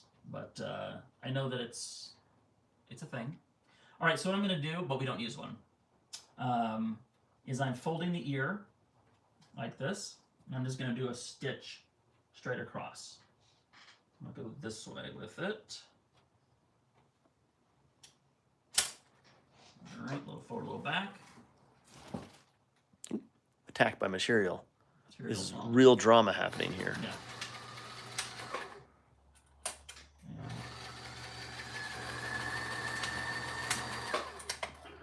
There we are.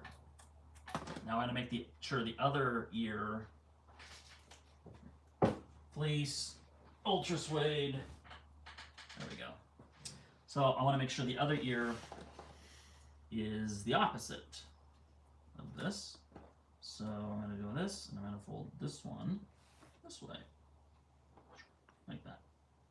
And I'll stitch that in place. Just like going across, straight across. So a walking foot. I honestly don't use one. It's a foot that has a second presser foot part that attaches to the needle bar that it walks the top fabric through better. Huh. The Pamster says, I find with fleeces, they stick to each other. All right, so here are the ears. You can see. Pretty cute. So we got the hands, we got the ears, and now this will go over to this table because the next thing that's going to happen is Patrick is going to take all these components and eventually get the puppet skin. This is for a totally different puppet, but you can kind of see the puppet skin that will come out of the next step.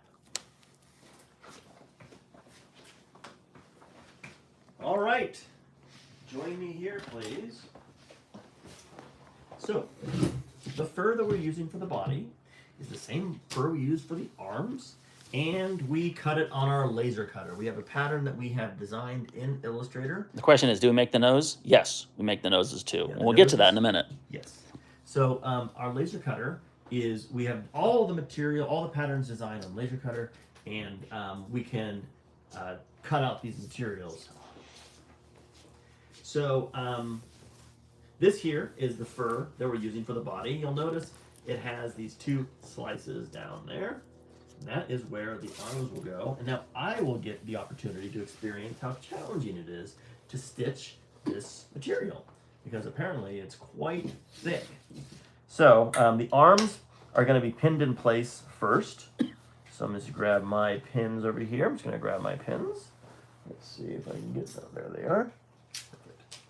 So these little pins are super handy. And I'm going to pin these in place with the thumbs facing up. Thumbs facing up. And I'll be stitching through basically 4 layers of fur. That's the most layers that we sew through. I like to keep maybe a 1/4 inch or so of the arm sticking through the other side of the fur. And while we're talking about fur, do you boil and or brush the fur? It's a great question, whether we boil or brush the fur. It really depends on the puppet that we're building. These furs were not treated in any way. This is just how it comes off the bolts. But we have boiled fur in order to give it texture.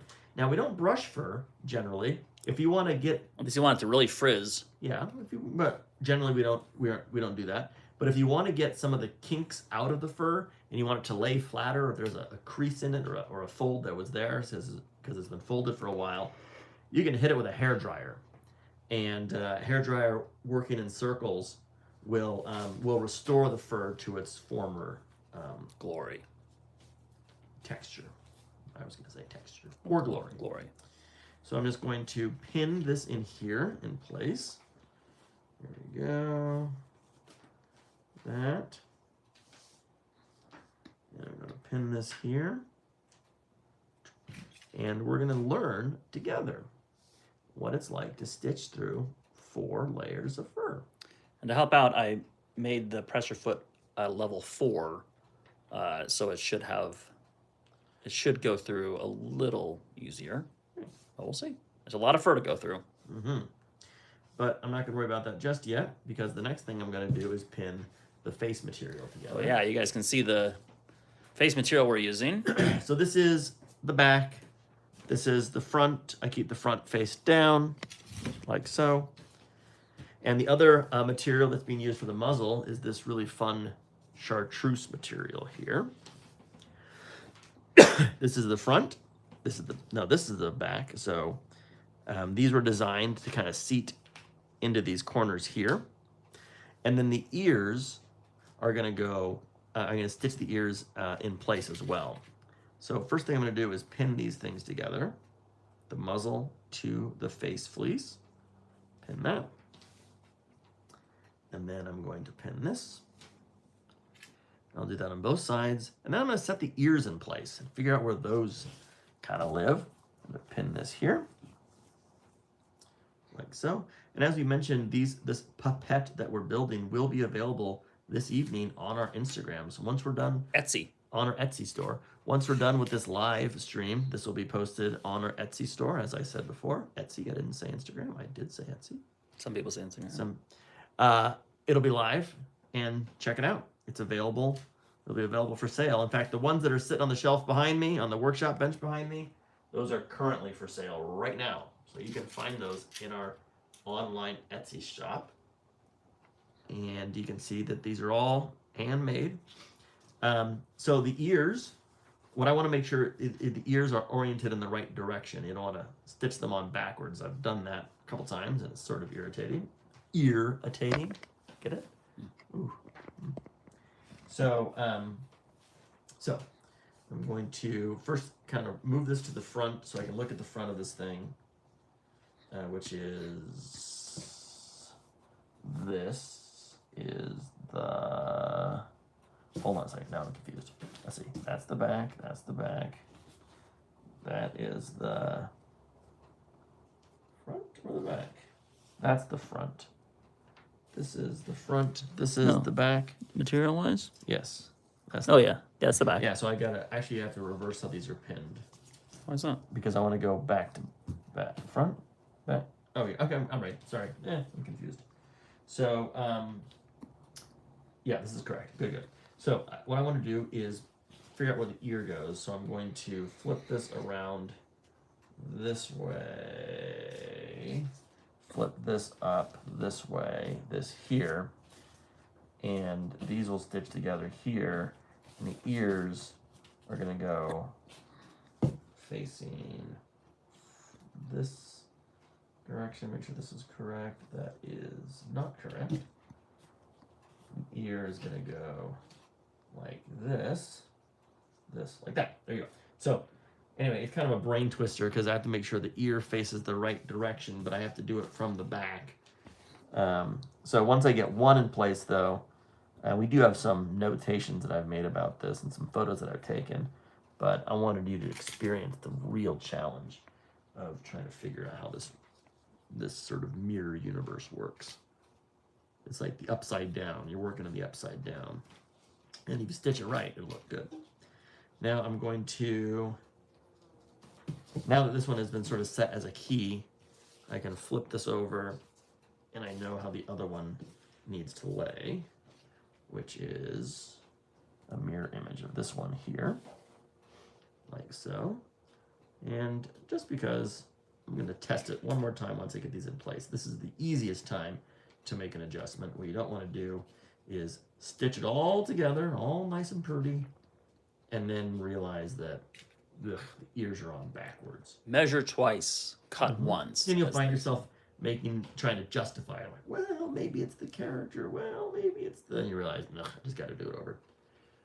So, all right, so this is the front. This is the face. This stitches like this. And that's how the ears are going to go. And that looks good. Great. So first thing we're going to do is bring all the stuff over the sewing machine. I'm going to stitch the arms on the body first, and then I'll be stitching this material together. So join me and let's see how this material works on the sewing machine. We have the magenta thread on here still. It's fine because, you know, don't need that much of it. Hope I put enough on the bottom. Well, if I run out, you'll get to see what it's like to sew something without thread. It's very exciting. Everybody does it eventually in their life. They sew something and realize that they've run out of thread. All right. This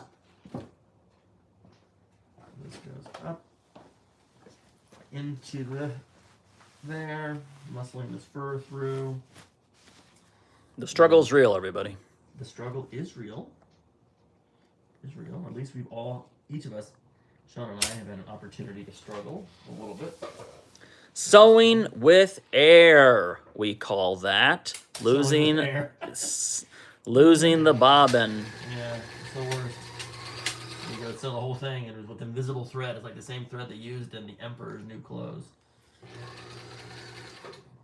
Sure feels real. Yeah, and you're like, oh, that was such a clean stitch. Oh, because I didn't stitch anything. All right, I'm going through all layers here. And it seems to work pretty well. Probably because that presser foot was adjusted, or whatever this foot is called. Yeah, pressure foot. All right, so that stitched one side, like so, and now I'm going to stitch the other. Let's get these threads out of here. Otherwise, they'll just be in my way. Now I'll stitch this side here. I take the pins out because I don't like when the needle hits them. I feel like pins are like, I feel like I'm always trying to save pins. Like, oh, there's a pin on the ground, pick it up. Oh, it's still good. Put it on my little magnetic thing. The more pins you can pick off the ground, the less you have to purchase. That's a money-saving tip.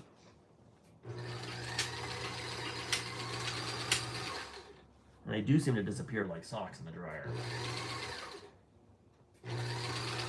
Go to some alternate pin universe. Pulling this through. And there. Made that. So now I'm going to sew the rest, but you can see how this is starting to come together here. Let me just get these threads out of here. And now I'm going to sew this part. I'm going to stitch all the way through. I'm going to grab the magnetic pin corral. While he does that, you can see why he's a little nervous. He has this pirate watching his every move. So he wants to make sure that those pins don't break. Exactly. Yar, these pins be valuable. All right. Put this through. Or should I change the presser? Yeah, put it at 3.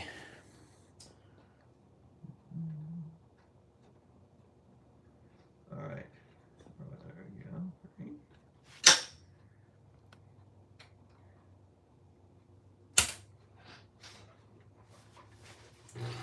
I'm going to go forward, backwards on that first stitch, and I'm going to go up over that ear. Make sure I grab all the materials.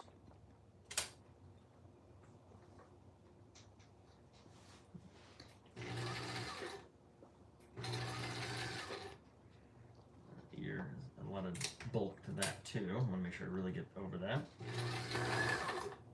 Is there a pin? Oh, there's a pin in here. I need to get out.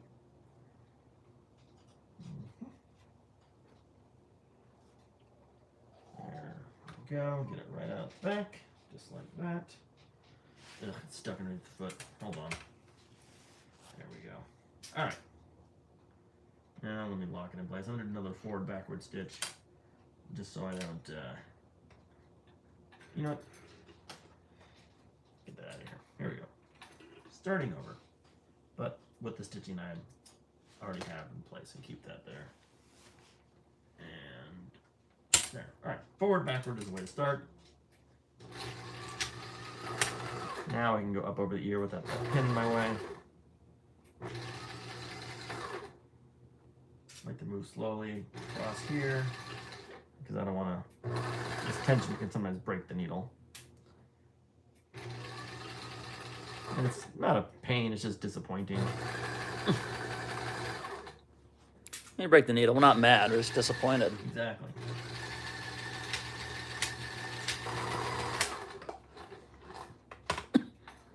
All right, so far I still have thread. That's good. And I'm going to stitch this other side. And then I'll show you how these two pieces go together. All right, so stitching here.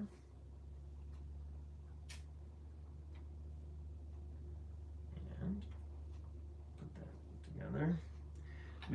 There was a lot of talk earlier about the Pacific Northwest. We got to visit Washington recently.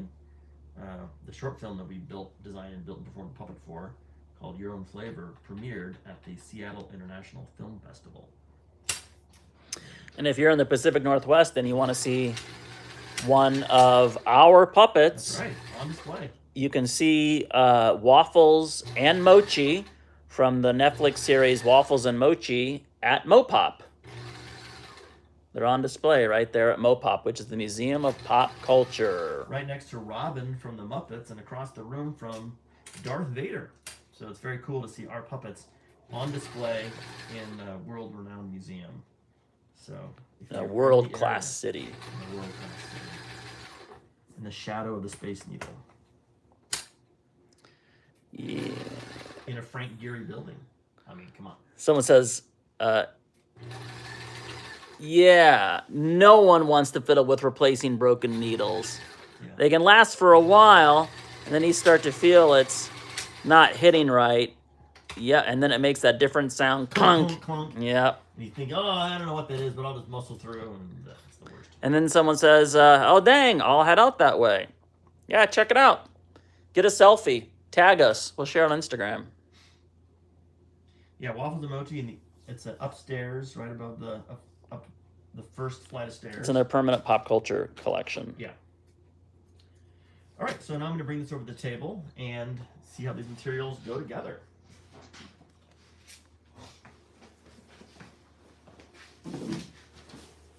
All right, so once again, I'm going to flip this so that the good material goes down.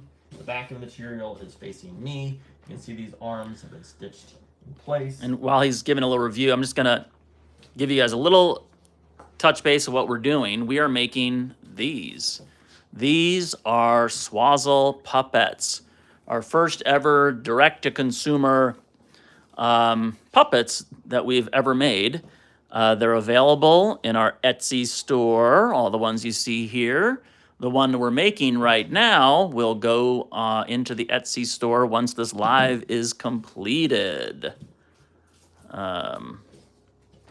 So that's what we're making. And by the way, if you want to see our Etsy store, the link is can be found right in the description of this live video. All right, I'm going to pin these together here. Someone says they've had the sewing machine needle come loose. It's always good to check the needle before you start on an important project. Yes, good advice. Very good advice. All right, I'm going to pin this in place here. And I like this color selection here. It's very 90s. someone says that? I'm saying Oh, that. you're saying that. Oh, yeah, yeah. Someone- Hypercolor. Maybe yeah. it changes color when you touch it. Ooh, or in sunlight. And in the 90s, kids actually still saw sunlight. All right.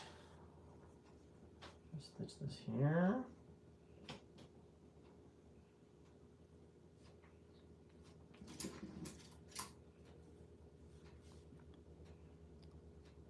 Retro synth wave. All right, back to the sewing machine. I'm going to stitch the head to the body now.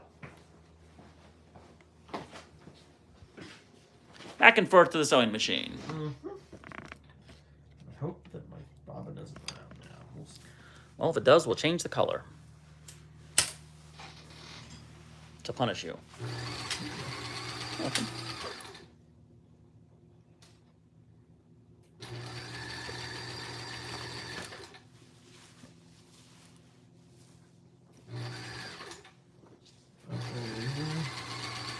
tricky to see some of this stuff.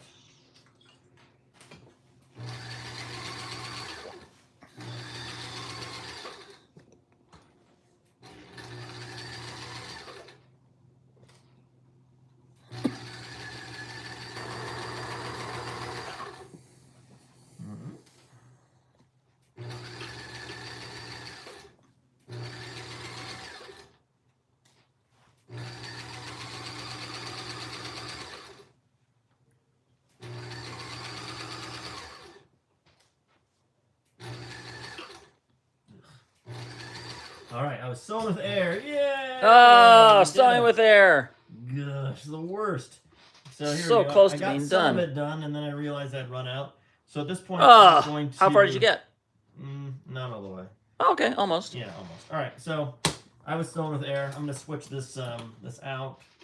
I'll use the same color. So there you go. While I'm switching the bobbin out. If anyone has any questions, feel free to ask. In our Patrick live puppet building tutorial, loads up a new bobbin. The bobbin. In the meantime, while he does that, let me just show you some of these puppets that we're making over here. So first of all, this is another puppet skin that's coming together. This one will be posted at some point. We're working on him. Experimenting with a few different colors. So these are the Swazzle Puppets. Handmade puppets, each one a different character, a different color, available in our Etsy store. For the first time ever, we're making puppets more at a consumer price point, not necessarily a custom price point. Our puppets don't normally cost this little, but we wanted to make something that folks out there could use for their own puppet shows. You can use them in your if you're a classroom teacher or just a fan of puppets, something to practice your monitor skills with. Whatever. This puppet here, woo, super colorful. I don't even know if this one's still available. Someone did have this puppet in their cart yesterday. Oh my gosh, how exciting. So we'll see if this puppet goes home with someone or not.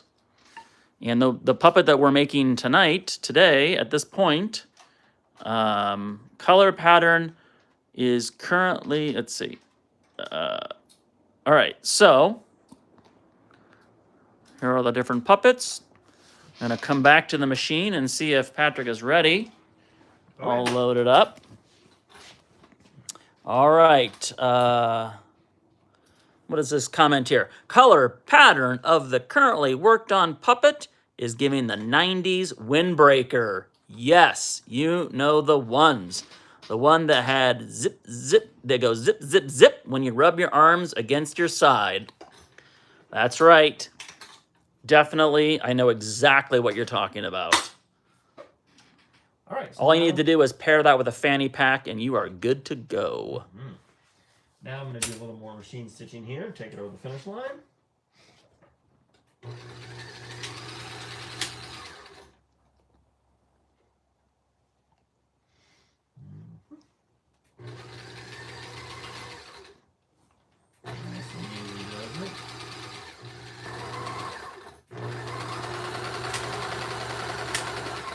Great. Worth it. Worth it. All right, now I'll bring it back to the table, and I'm going to turn this thing inside out, right side in maybe, and do the final machine stitch.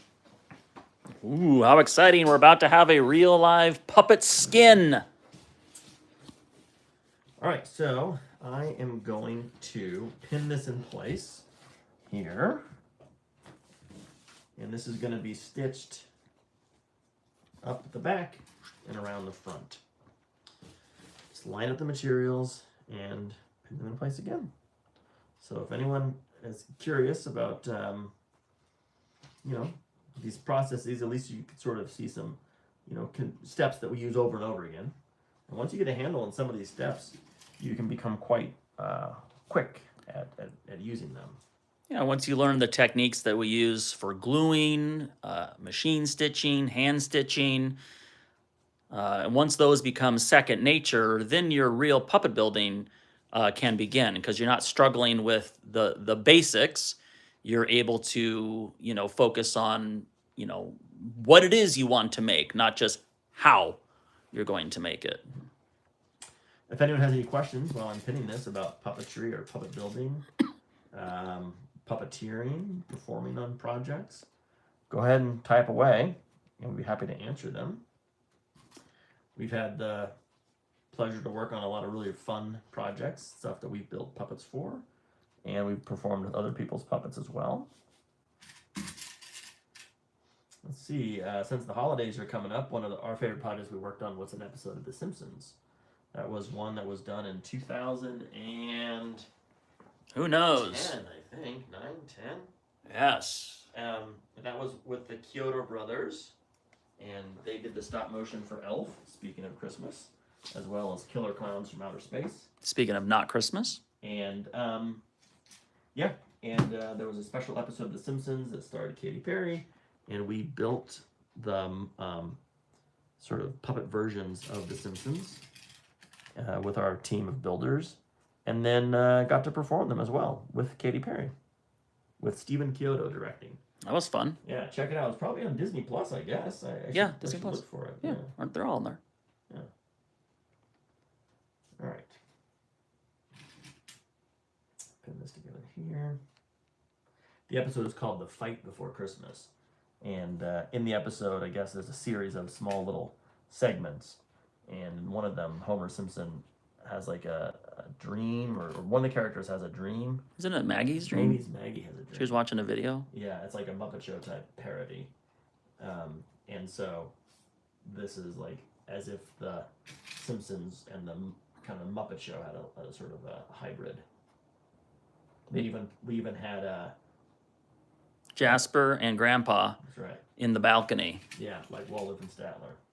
So, and I performed Mo in that episode. And I performed Mr. Burns. Okay. Here's a question, actually, about Caboose. Yes. Do you have any suggestions on decreasing hand fatigue for a puppet with a long snout? I've tried a few things. I wondered if you had any ideas. I'm going to say practice. Well, is he performing with the puppet now? I mean, there's some warm-up exercises you could do. Yeah, some warm-up exercises. Get your hands stretched out. Yeah, I mean, it's a puppetry is kind of a weird skill that, as you know, for those of you that do it, that requires there's a sort of a physical stamina as well. But you can also do some warm-ups to get your hands and body ready to work. I'm going to machine stitch this now. I left a little mark there because that's where the nose is going to go. We'll show you that. Leave room for the nose. Always leave room for the nose. Let me get my little tray of pins here. Yeah, doing some warm-ups beforehand, getting good blood flow to your hand. Always a good idea before you do anything that's physical, especially puppetry, which is very physical. Also, too, you want to have a relaxed grip on your puppet. Sometimes people clamp down too hard with their hand. They feel like you need to keep the whole thing like closed, like in a fist. Maybe having a more of a relaxed position might be good. Also, check out, we have some videos about performing puppets that are, if you're interested, might provide some good techniques on our YouTube channel. On this very channel. Yeah. One of our popular ones, Rachel Herrick, who works with us and is also a puppeteer. She does a video tutorial, talks about the kind of the basics that every television puppeteer should know. It's one of our most popular videos. It's a really good primer in television puppetry.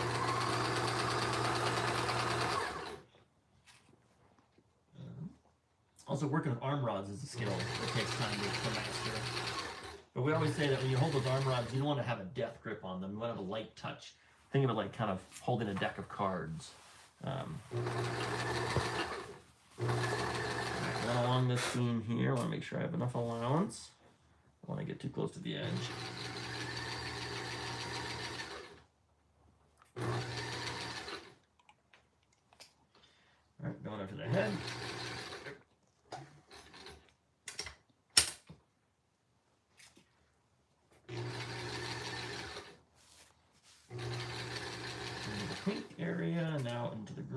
eventually, and I want to try to avoid those ears.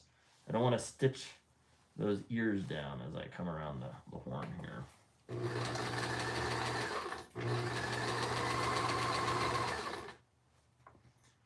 All right.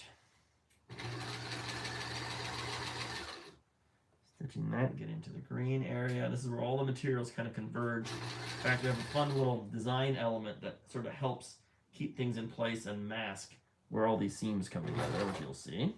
Just gotta come around and bend here. Into the green. I'm going to stop at that little mark because that is where the nose is going to go.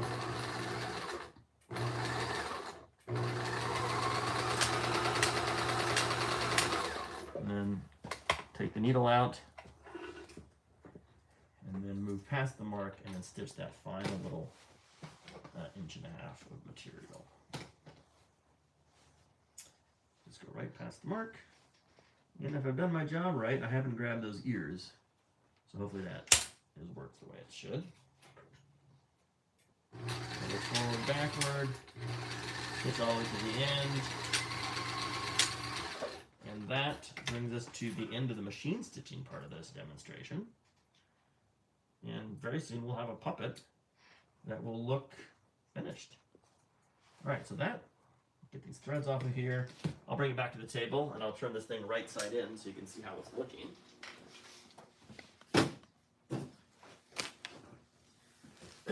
All right, this is looking nice. I'm just going to trim off this little extra material here on the back.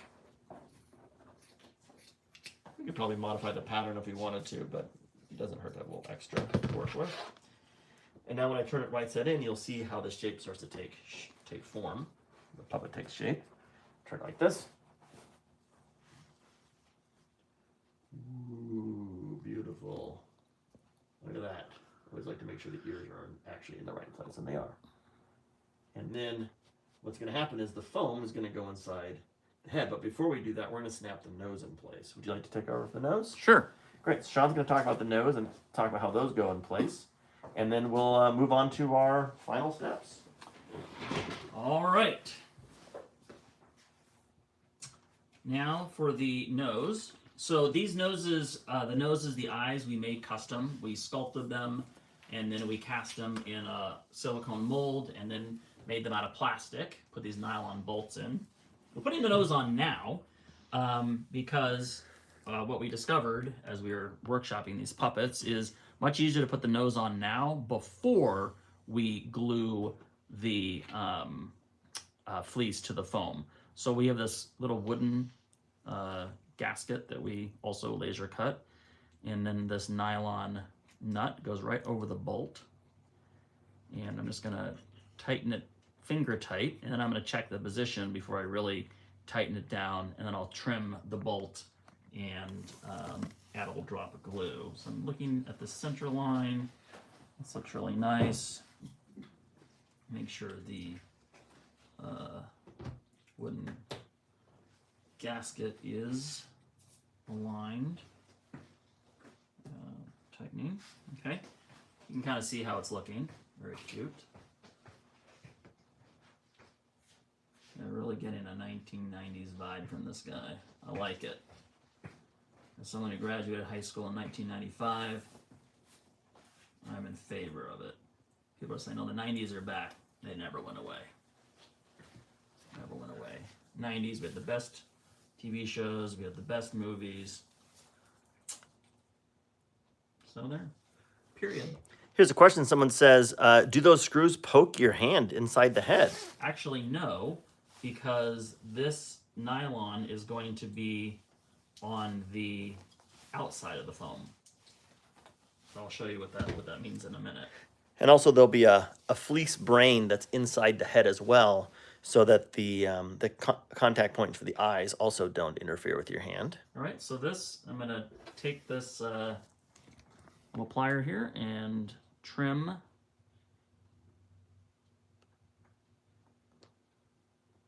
off the excess. And then just to make sure it doesn't come unscrewed, I don't know how it would, but you know, I never know.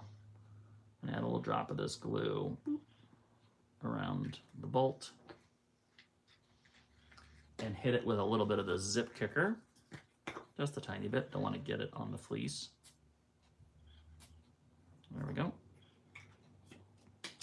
And now, we're ready to take this over to the glue table, and we're going to glue the head foam inside this fleece fur. Take it over to the ever darkening. These are the puppets that we are making here. They're called Pup-Pets. They're available on our Etsy store. And including the one that we are making right now will be available after this live feed. I'm going to slip over here. Putting on some gloves.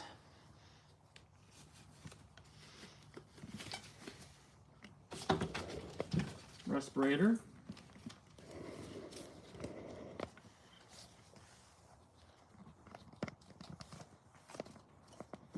All right, we're going to do some gluing here. So the first thing we're going to do is put the head inside.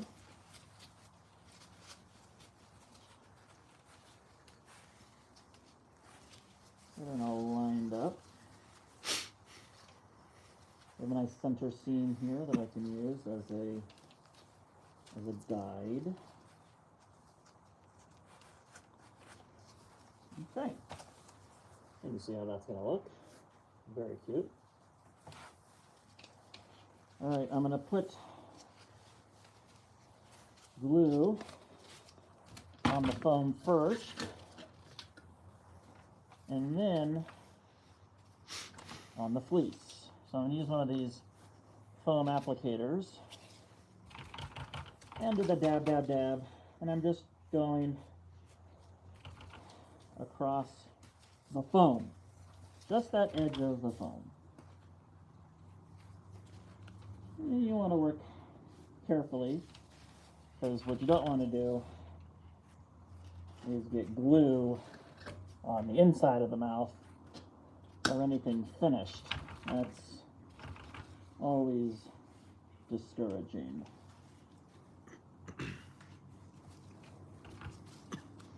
And put the glasses off so I can see more clearly.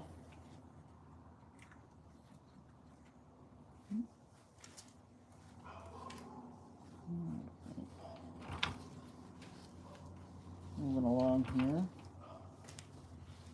I hope you all find this interesting. Something different. Now I'm going to use a little Q-tip and go right along the edge of the red. I'm just going to do like a line of glue, like 1 Q-tip's width line, because the fleece is going to overlap the red. Just, again, about 1/8 of an inch, like we're always saying, 1/8 of an inch. Now that's still true now. Just about 1/8 of an inch.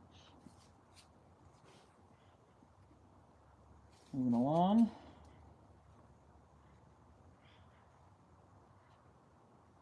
Dragging that line of glue all around. For those of you that just joined us, we are creating a Swazzle Pup-Pet, which is a puppet that is made by hand at the Swazzle Puppet Studio.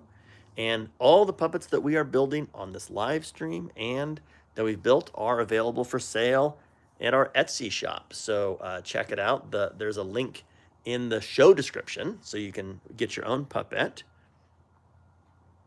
And then Quinn Parrish says, are you guys still planning those little puppet dragons to sell to the community? Great question. You know, I really, really love the way the dragon pups came out, but I'll tell you, it was really hard to make. So we had to come up with a design that was more replicatable. So right now that little dragon pup's still sitting here in the workshop.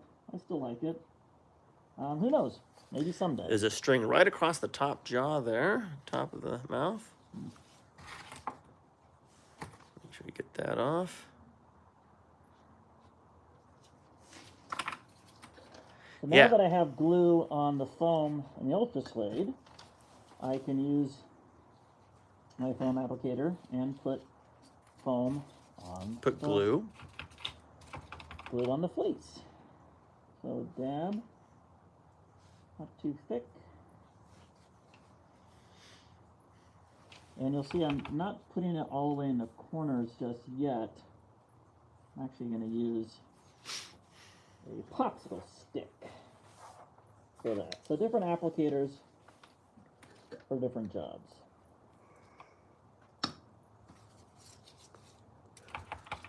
Top jaw. I'll thread in there something.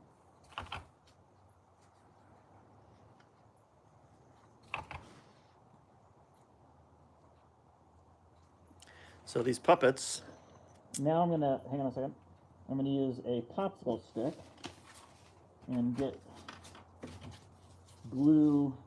Get that out of here.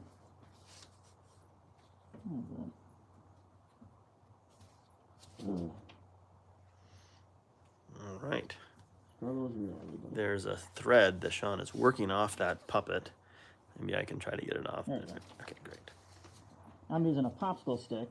I'm going to use this to kind of smush some of the glue on the inside of the fleece that's going to eventually go into that corner.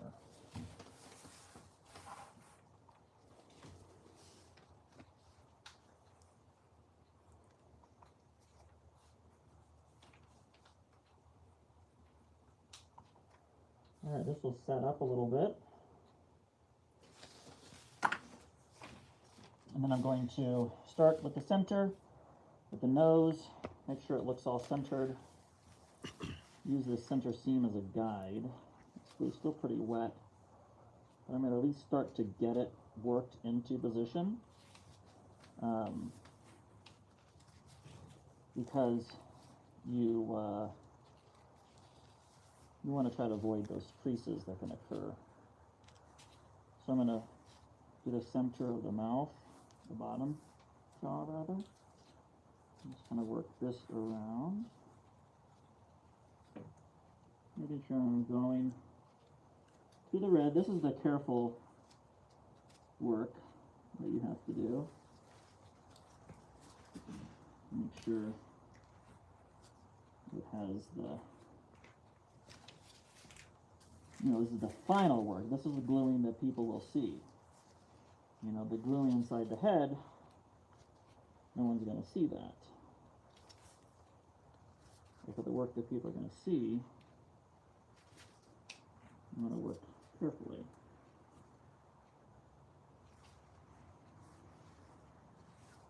I'm kind of working these little wrinkles to be as flat as possible. There'll always be a little bit of wrinklage, but that's okay. It's a handmade puppet. You won't sweat the stuff that makes it look charming.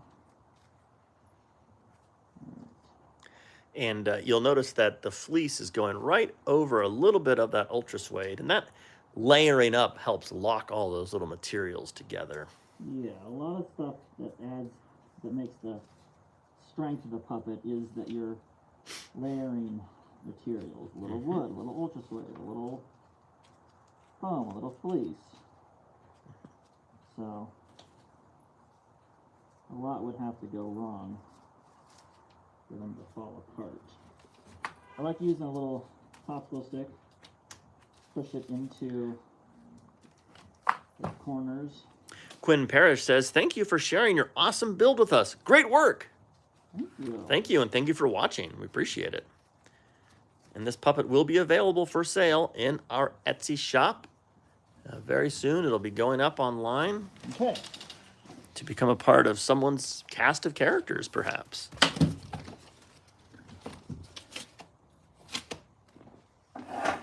All right, so that's it for the glue table.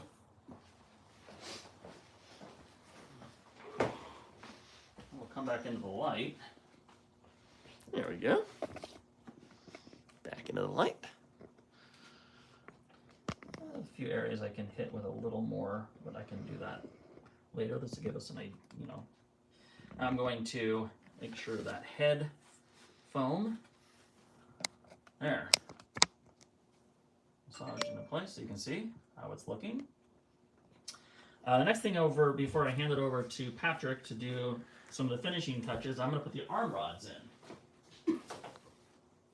Arm rods, we have a new video coming up soon showing how we made these. So they have plastic handles and this metal copper welding rod. The way the arm rods are going in is they're going to be stitched in. So I'm going to make a small hole here.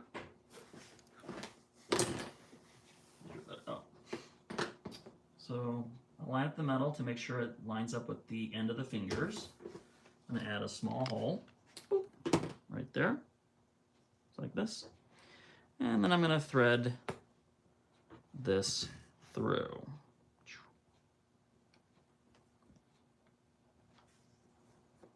Like so. Okay, and then we'll go over to the sewing machine. Actually, let me thread the other one through. We'll just sew them both at once, make it easier. On second thought. All right, so this one goes here. This is where the hole gets cut, right here. Oh, little hole. And we're gonna thread this through. I'm just winding this little square thread of the wire through, the arm wire. Now, we go to the sewing machine.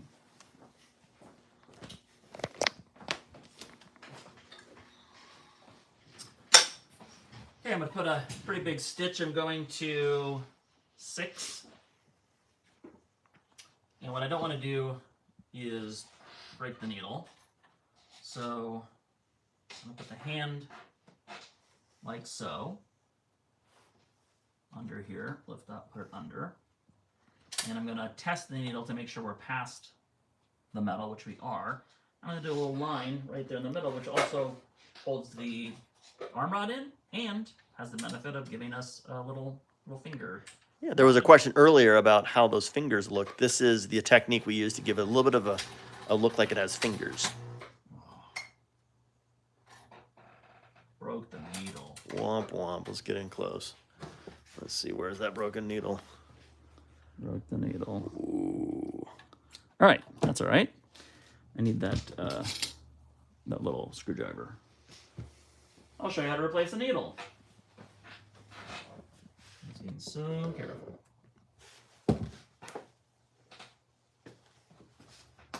So, got a little screwdriver here. I'm gonna unwind this little screw in the front. Pull out the needle. That's the broken needle. Do not need. Grab a new, fresh needle out of the container. Line it up like so. Oh,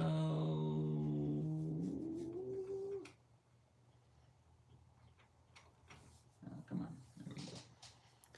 Lots of drama on this live. We got to see a bobbin run out of thread. We got to see a needle break. Yeah. We got to work with some real thick piled fur. This is The struggle is real. The this is the- struggle is real. This is the real this meat, is the real life building. puppet building journey that you This are is what they didn't experiencing. tell you about in school. We went to puppet building school. Exactly. Get that needle threaded up. I see it going in. Great. All right. Let's try that again without breaking the needle. Okay. Lift up. Put it in. Make sure I'm not.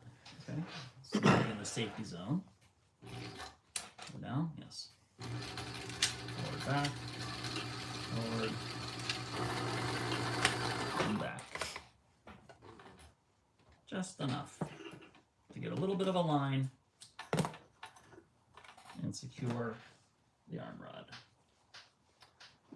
Now we'll do the other one.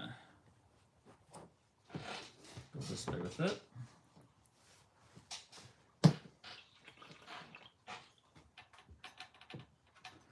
Getting all these different, the workflow for what we do first, what we do second, because a lot of it is you know, like the tongue went in so early. That's really unusual for a puppet. But we had to figure all this stuff out ahead of time. All right, so I'm going to go forward. Okay, not hitting the metal. Forward and back. Backwards and forwards. And there we are.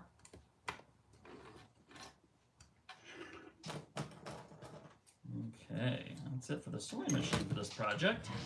We'll go back over here.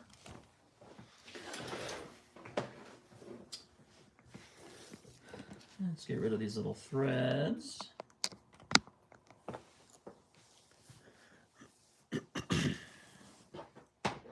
And get rid of these little threads over here. I know we've said it a lot, but this puppet will be available on Etsy. Right after this live stream, we're going to post it up there. And you can purchase it. And wouldn't that be nice? Now I hit a little dab of hot glue right there just to secure the bottom of the rod. So I'll move this fleece out of the way, put a little dab of glue on the rod, and then that just sinks inside. Give it a little pinch. And once that glue dries, you can see it. It's quite secure. Okay, on the other side. Again, I'm gonna move the fleece out of the way.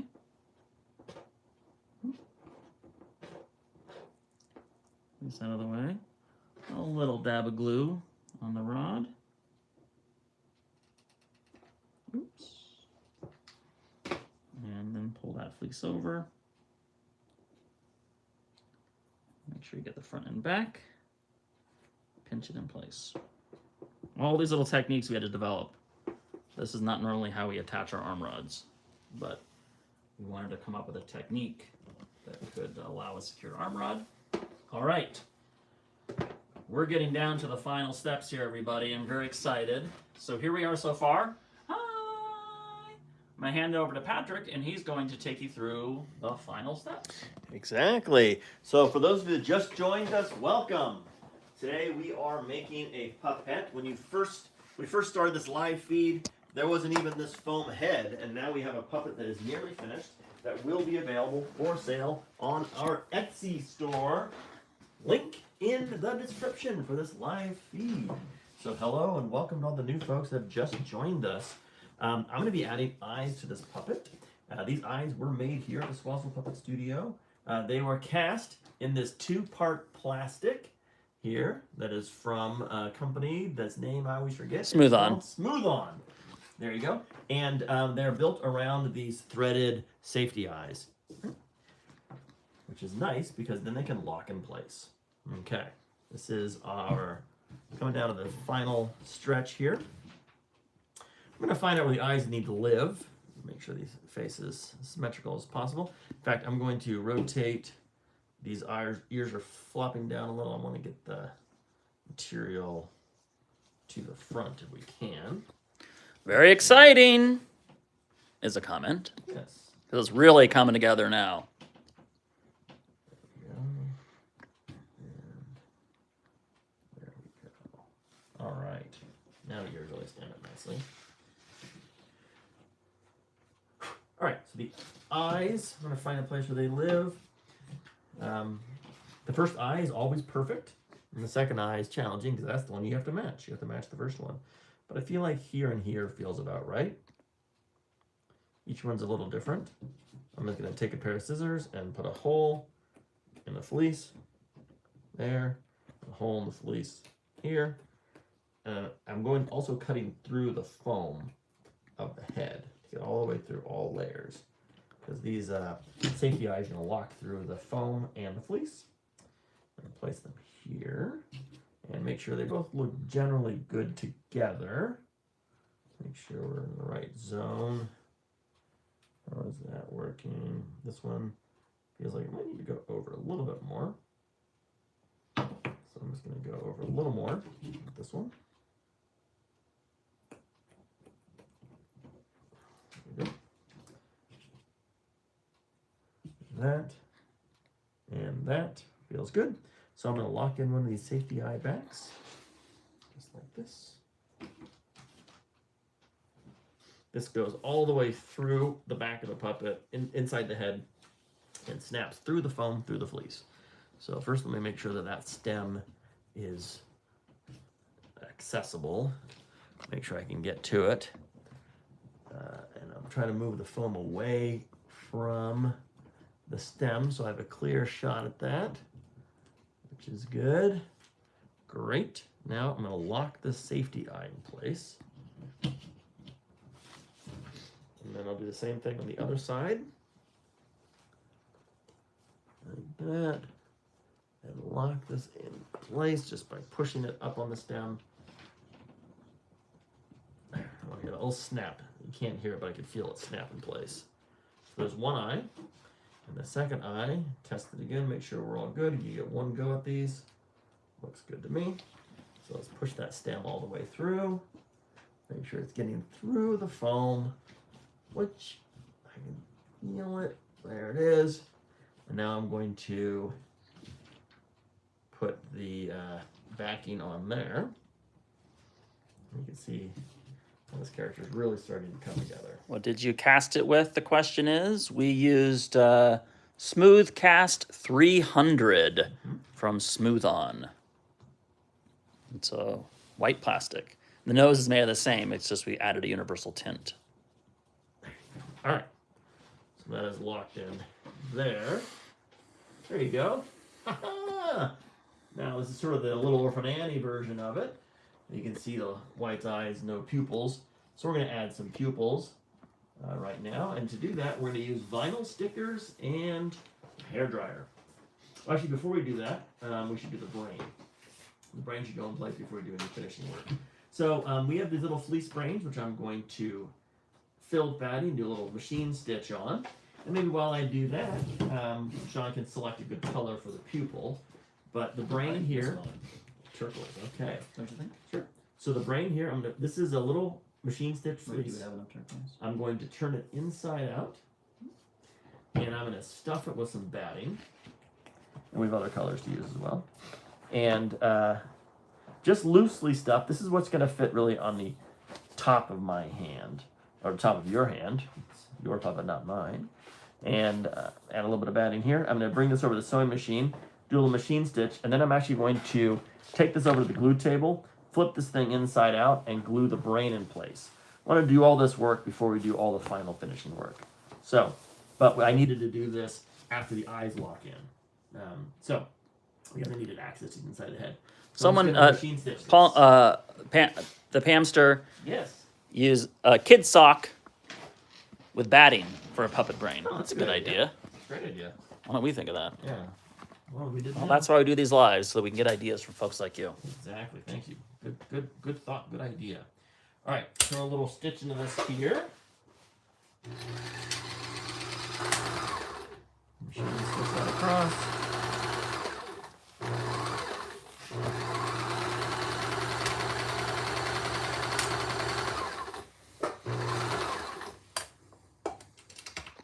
And then I'm going to turn that puppet pretty much inside out to glue this brain in place. So I'll show you what that looks like, and I'll bring it over to the glue table.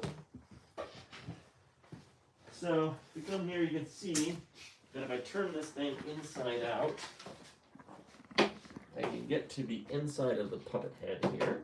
Just pull this material around. Pull it down like this. Very easy. Just like so. And this is what I want to get to here. This is the inside of the puppet head. Right there. And that's where the brain is going to go. Right in there. It's going to glue right to this edge and stuff right inside. So join me at the glue table. While I do that, I'm throwing my mask and my gloves. For this second to third step, coming in the end here. You can probably get away with not wearing gloves for this. I'm just going to use the brush. And I'm going to put my respirator on. A little bit of glue, and as we mentioned before, this puppet will be available for sale on our Etsy shop, and we will be posting it this evening. We'll get some photos of it, some videos of it, do the listing. all that stuff is going to happen tonight. So, a little glue on that. There. And while this is setting up, I'm going to cut the fur for the top of the head. But I'm going to put a little glue on this here. Right up to the edge. As for the brain's going to glue right in. It acts like a little cushion. Really helps keep your hand in place. And it also covers up those nylon bolts. Any of the eyes. nonsense that's poking through won't bother you with that. Now while we do that, let's cut the fur that we're going to use for the top of the head. The top of the head will be made out of blue fur. I'm going to use some of the scrap that we had left over. I'm going to take this little pattern here.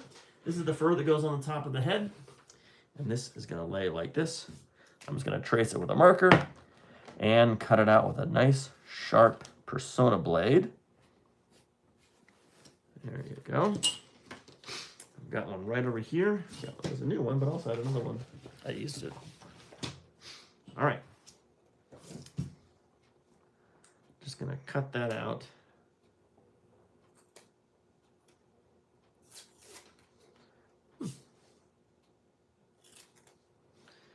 All right, I'm gonna slice. This is gonna be the hair that goes on top of the head. This is actually gonna be hot glued in place. Around the bend here, like so, like so.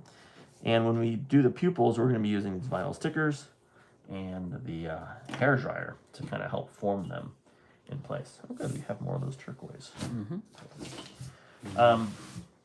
Great, so that's the hair. It's gonna go on the top of the head. It kind of faces forward to give it a little bit of fun attitude. Great, so I'm gonna grab our puppet, bring it back here.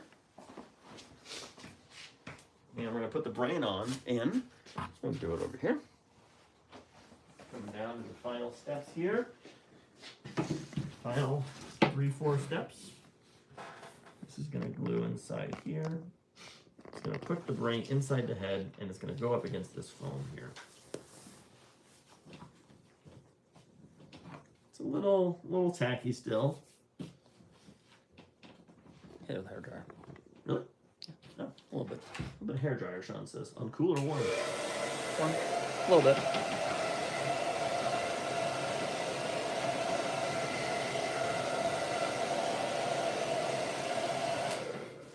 All right, there you go. We're all learning stuff tonight. There it goes. Into the head, just like this. Just like this. Into the head. Just like that. And right along that glue line there. There we go. By the way, if all this looks like a lot of work, it is. Mm-hmm. And this puppet can be yours. Yeah, exactly. This puppet will be for sale on our Etsy store. Now the brain's in place, I'm going to flip the puppet inside out. And I can also Right side in. Right side in. Whatever. I can also kind of massage my fingers around to get the brain in the right position as well. You know, once that's kind of in place. So I'm just going to pull this fur around it. Like that. All the way down.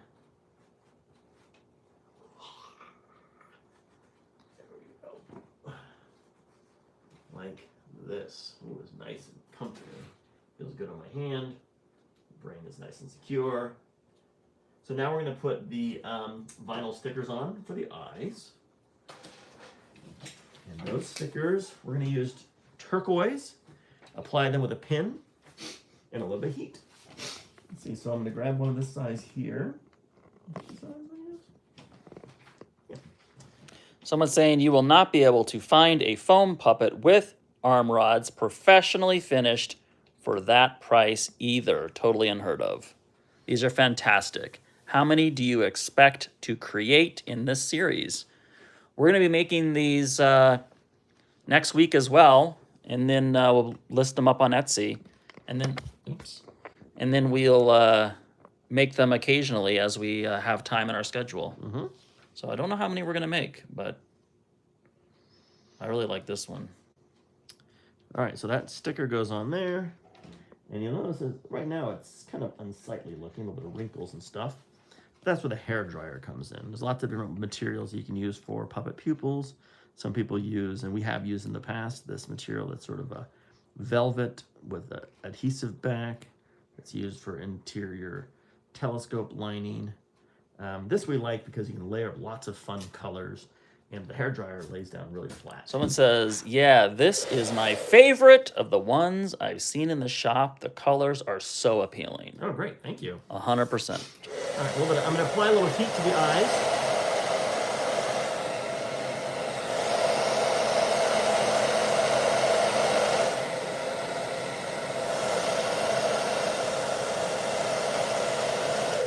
And then I'm going to just sort of massage that sticker around until all the little bumps and wrinkles are gone. Like that.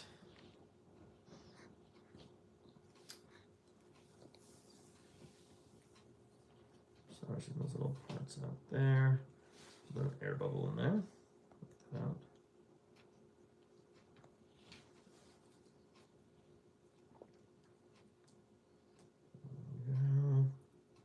All the little wrinkles.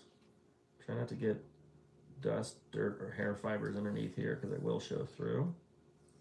I'm going to apply a little more heat. Actually, that's working pretty well. Yeah, put a little more heat on that.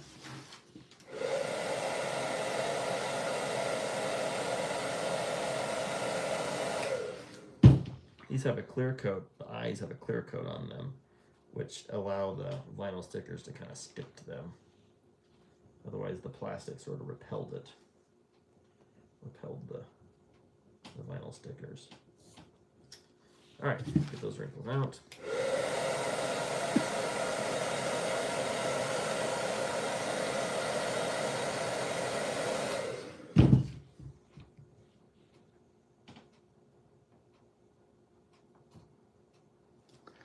So you can see every step of this process, a lot of care is given to the details.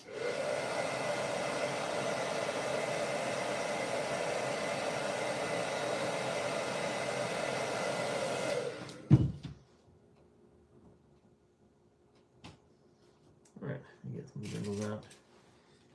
Pin. You guys are seeing all the tricks tonight. Did I understand correctly?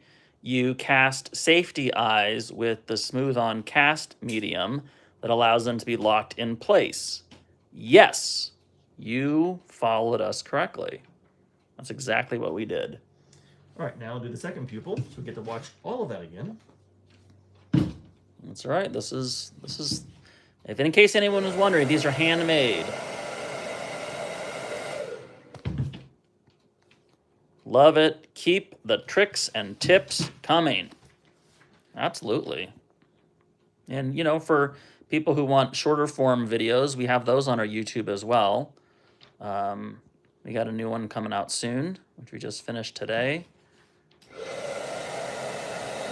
It's a particularly good seam line at the top there.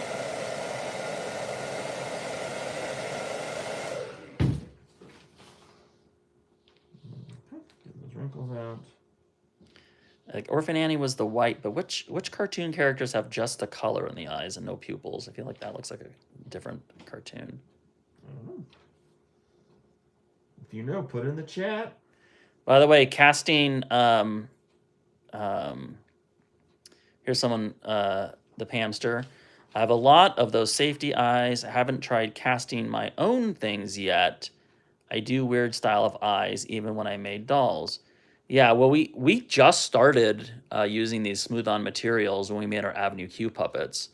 And boy, it's awesome. Next time we need like puppet teeth or things like that, especially something that you're going to be making more than one of. And even when we're making these eyes, I'll put like an Avenue Q mold on the table. And if I have extra material, I just pour them right into the Avenue Q mold or the other ones, and all of those eyes get collected into a bin for future projects. So you know what character has like the color in the eyes like this? Don't know.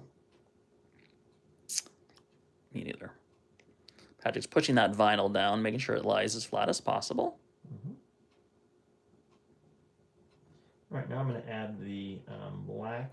Now, the nice thing about the vinyl is you can layer up colors, and it still is really, Very really low profile. thin. And once the you can also color with it, paint on it if you want to put color pencil on it. And yes, you are correct, Pamster. We got that laser cutter about 3 years ago, I think. And ever since we got it, oh my gosh, we find so many uses for it. For example, like cutting these custom eye shapes. Exactly. These are cut on the laser cutter. So I'm going to grab a pupil here. Get all the little hairs that are stuck to my finger off because they will get underneath the vinyl. Suddenly, you're with the vinyl, you can cut an eye, Wow. cut an eye sticker, and it takes no time at all. Orphan Annie, yeah. Maybe she adjust the color. I don't know. All right. Just applying this sticker. Orphan Annie had the whites of the eyes. Just the whites. Which is an Very odd, strange. odd style. Very strange. I'm sure it made sense to somebody. Sure.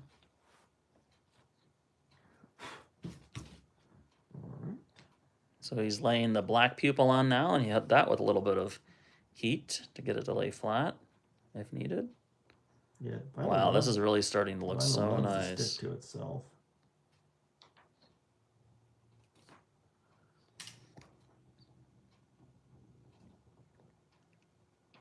All right.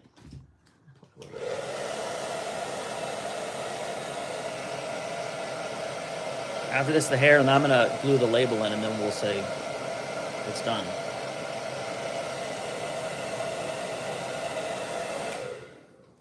Hair dryer. Yeah, the hair dryer with the vinyl. Yeah. Hair dryers are so useful with puppet building. You can use them to straighten the fur. You can use them to lay down your vinyl. If you have a glue seam that needs to be loosened, you can loosen it. You can hit your barge can with a little heat. Wait, now get the white highlight. Another layer of stickers on there. Once again, this puppet is going to go up on our Etsy store. It'll be there probably within the hour. So get excited. We only have one of these available. Each puppet handmade. Sticker not quite right. Yesterday we made a puppet live on Instagram, and we sold a puppet. So we're hoping that this puppet gets adopted tonight. And we'll ship it out tomorrow morning. Won't that be fun? Sticker. Although he's so colorful, I kind of want to keep him. And we could do that. Yeah, sure. We don't have to list him. It's within our rights. All right. So there you go. That's looking really nice. Last thing we're going to do is we're going to hot glue this little fur on the top of its head. And then this will be ready to be photographed and put online. Oh, okay, let's give me my hairdo. Here we go. Whoa. Come on over here to the hot glue station. I'm gonna put a little glue on this on the back. I'll see if I can make it do with this little bit of glue stick that I've left. There we go. Glue on the back along all the edges.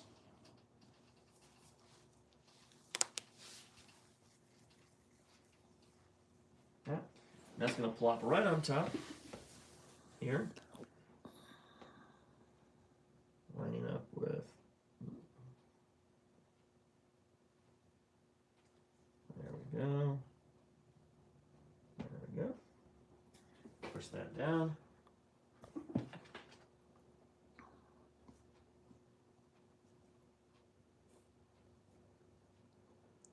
All right.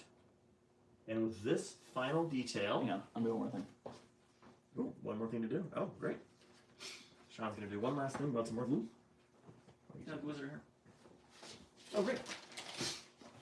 We're going to do one more thing. The puppet portion is done. But we're Pancake and Ladybug says, I love the colors. Thank you. The last thing I'm going to do is I'm going to put in a label. So this is our Swazzle label. So you know that this was handmade at the Swazzle Puppet Studio. And this label goes into all of the puppets that we make here at the Swazzle Puppet Studio. I'm going to attach a little bit of hot glue. By the way, the color of this label is pretty much the color of this puppet. All right. Attach it right down here. Smush it down. Nice and good. And then just to be extra careful, we have this label because we want to make sure that people know these are not for real young kids. Warning, choking hazard, small parts, not suitable for children under 3. And really, it's not. This would be a great puppet for an older child. Or a working professional. Or a working professional. Or a puppeteer enthusiast or an educator. Or a YouTuber. For those of you that just joined Or a us. comedian. All right, this label's going in now. This puppet will be available on our Etsy shop. Link in the description. Okay. Fun part about owning this puppet is the video recipient of authenticity. Yeah. In the form of a 2+ hour live stream. That's true. All right, so now, ladies and gentlemen, please let's show some love, show some hearts. And If you like give what it you up. see, give us some hearts, give us some fire emojis. This is the brand new, oh, hi there. Oh, I need a name. Maybe people could suggest a name for me. All right, if you have an idea for a name, put it in there in the next 35 seconds. Anyhow, this, hi there, nice to meet you. Oh, wow. It was so cool to see this whole process. So anyhow, this puppet is all finished, ready to be photographed and put onto our Etsy store. The link is in the description. And some lucky person will be able to take this handmade puppet home with them. Thank you all so much for joining us tonight, today, this afternoon in the Swazzle Puppet Studio and watching this process from start to finish. Please like and subscribe, and we will see you next time in the Swazzle Puppet Studio. Goodbye! Goodbye. And we have a name recommendation. Oh, what is it? Sherbert. Oh, my name is Sherbert. Isn't it Sherbet? It could be. Sherbet. And- Sherbet, the puppet. Oh, I like that. And one last question. Oh, good. Can you please make Avenue Q puppets? Sure, we have some that you can actually see those. They're rentals, and I'm Sherbet, the puppet.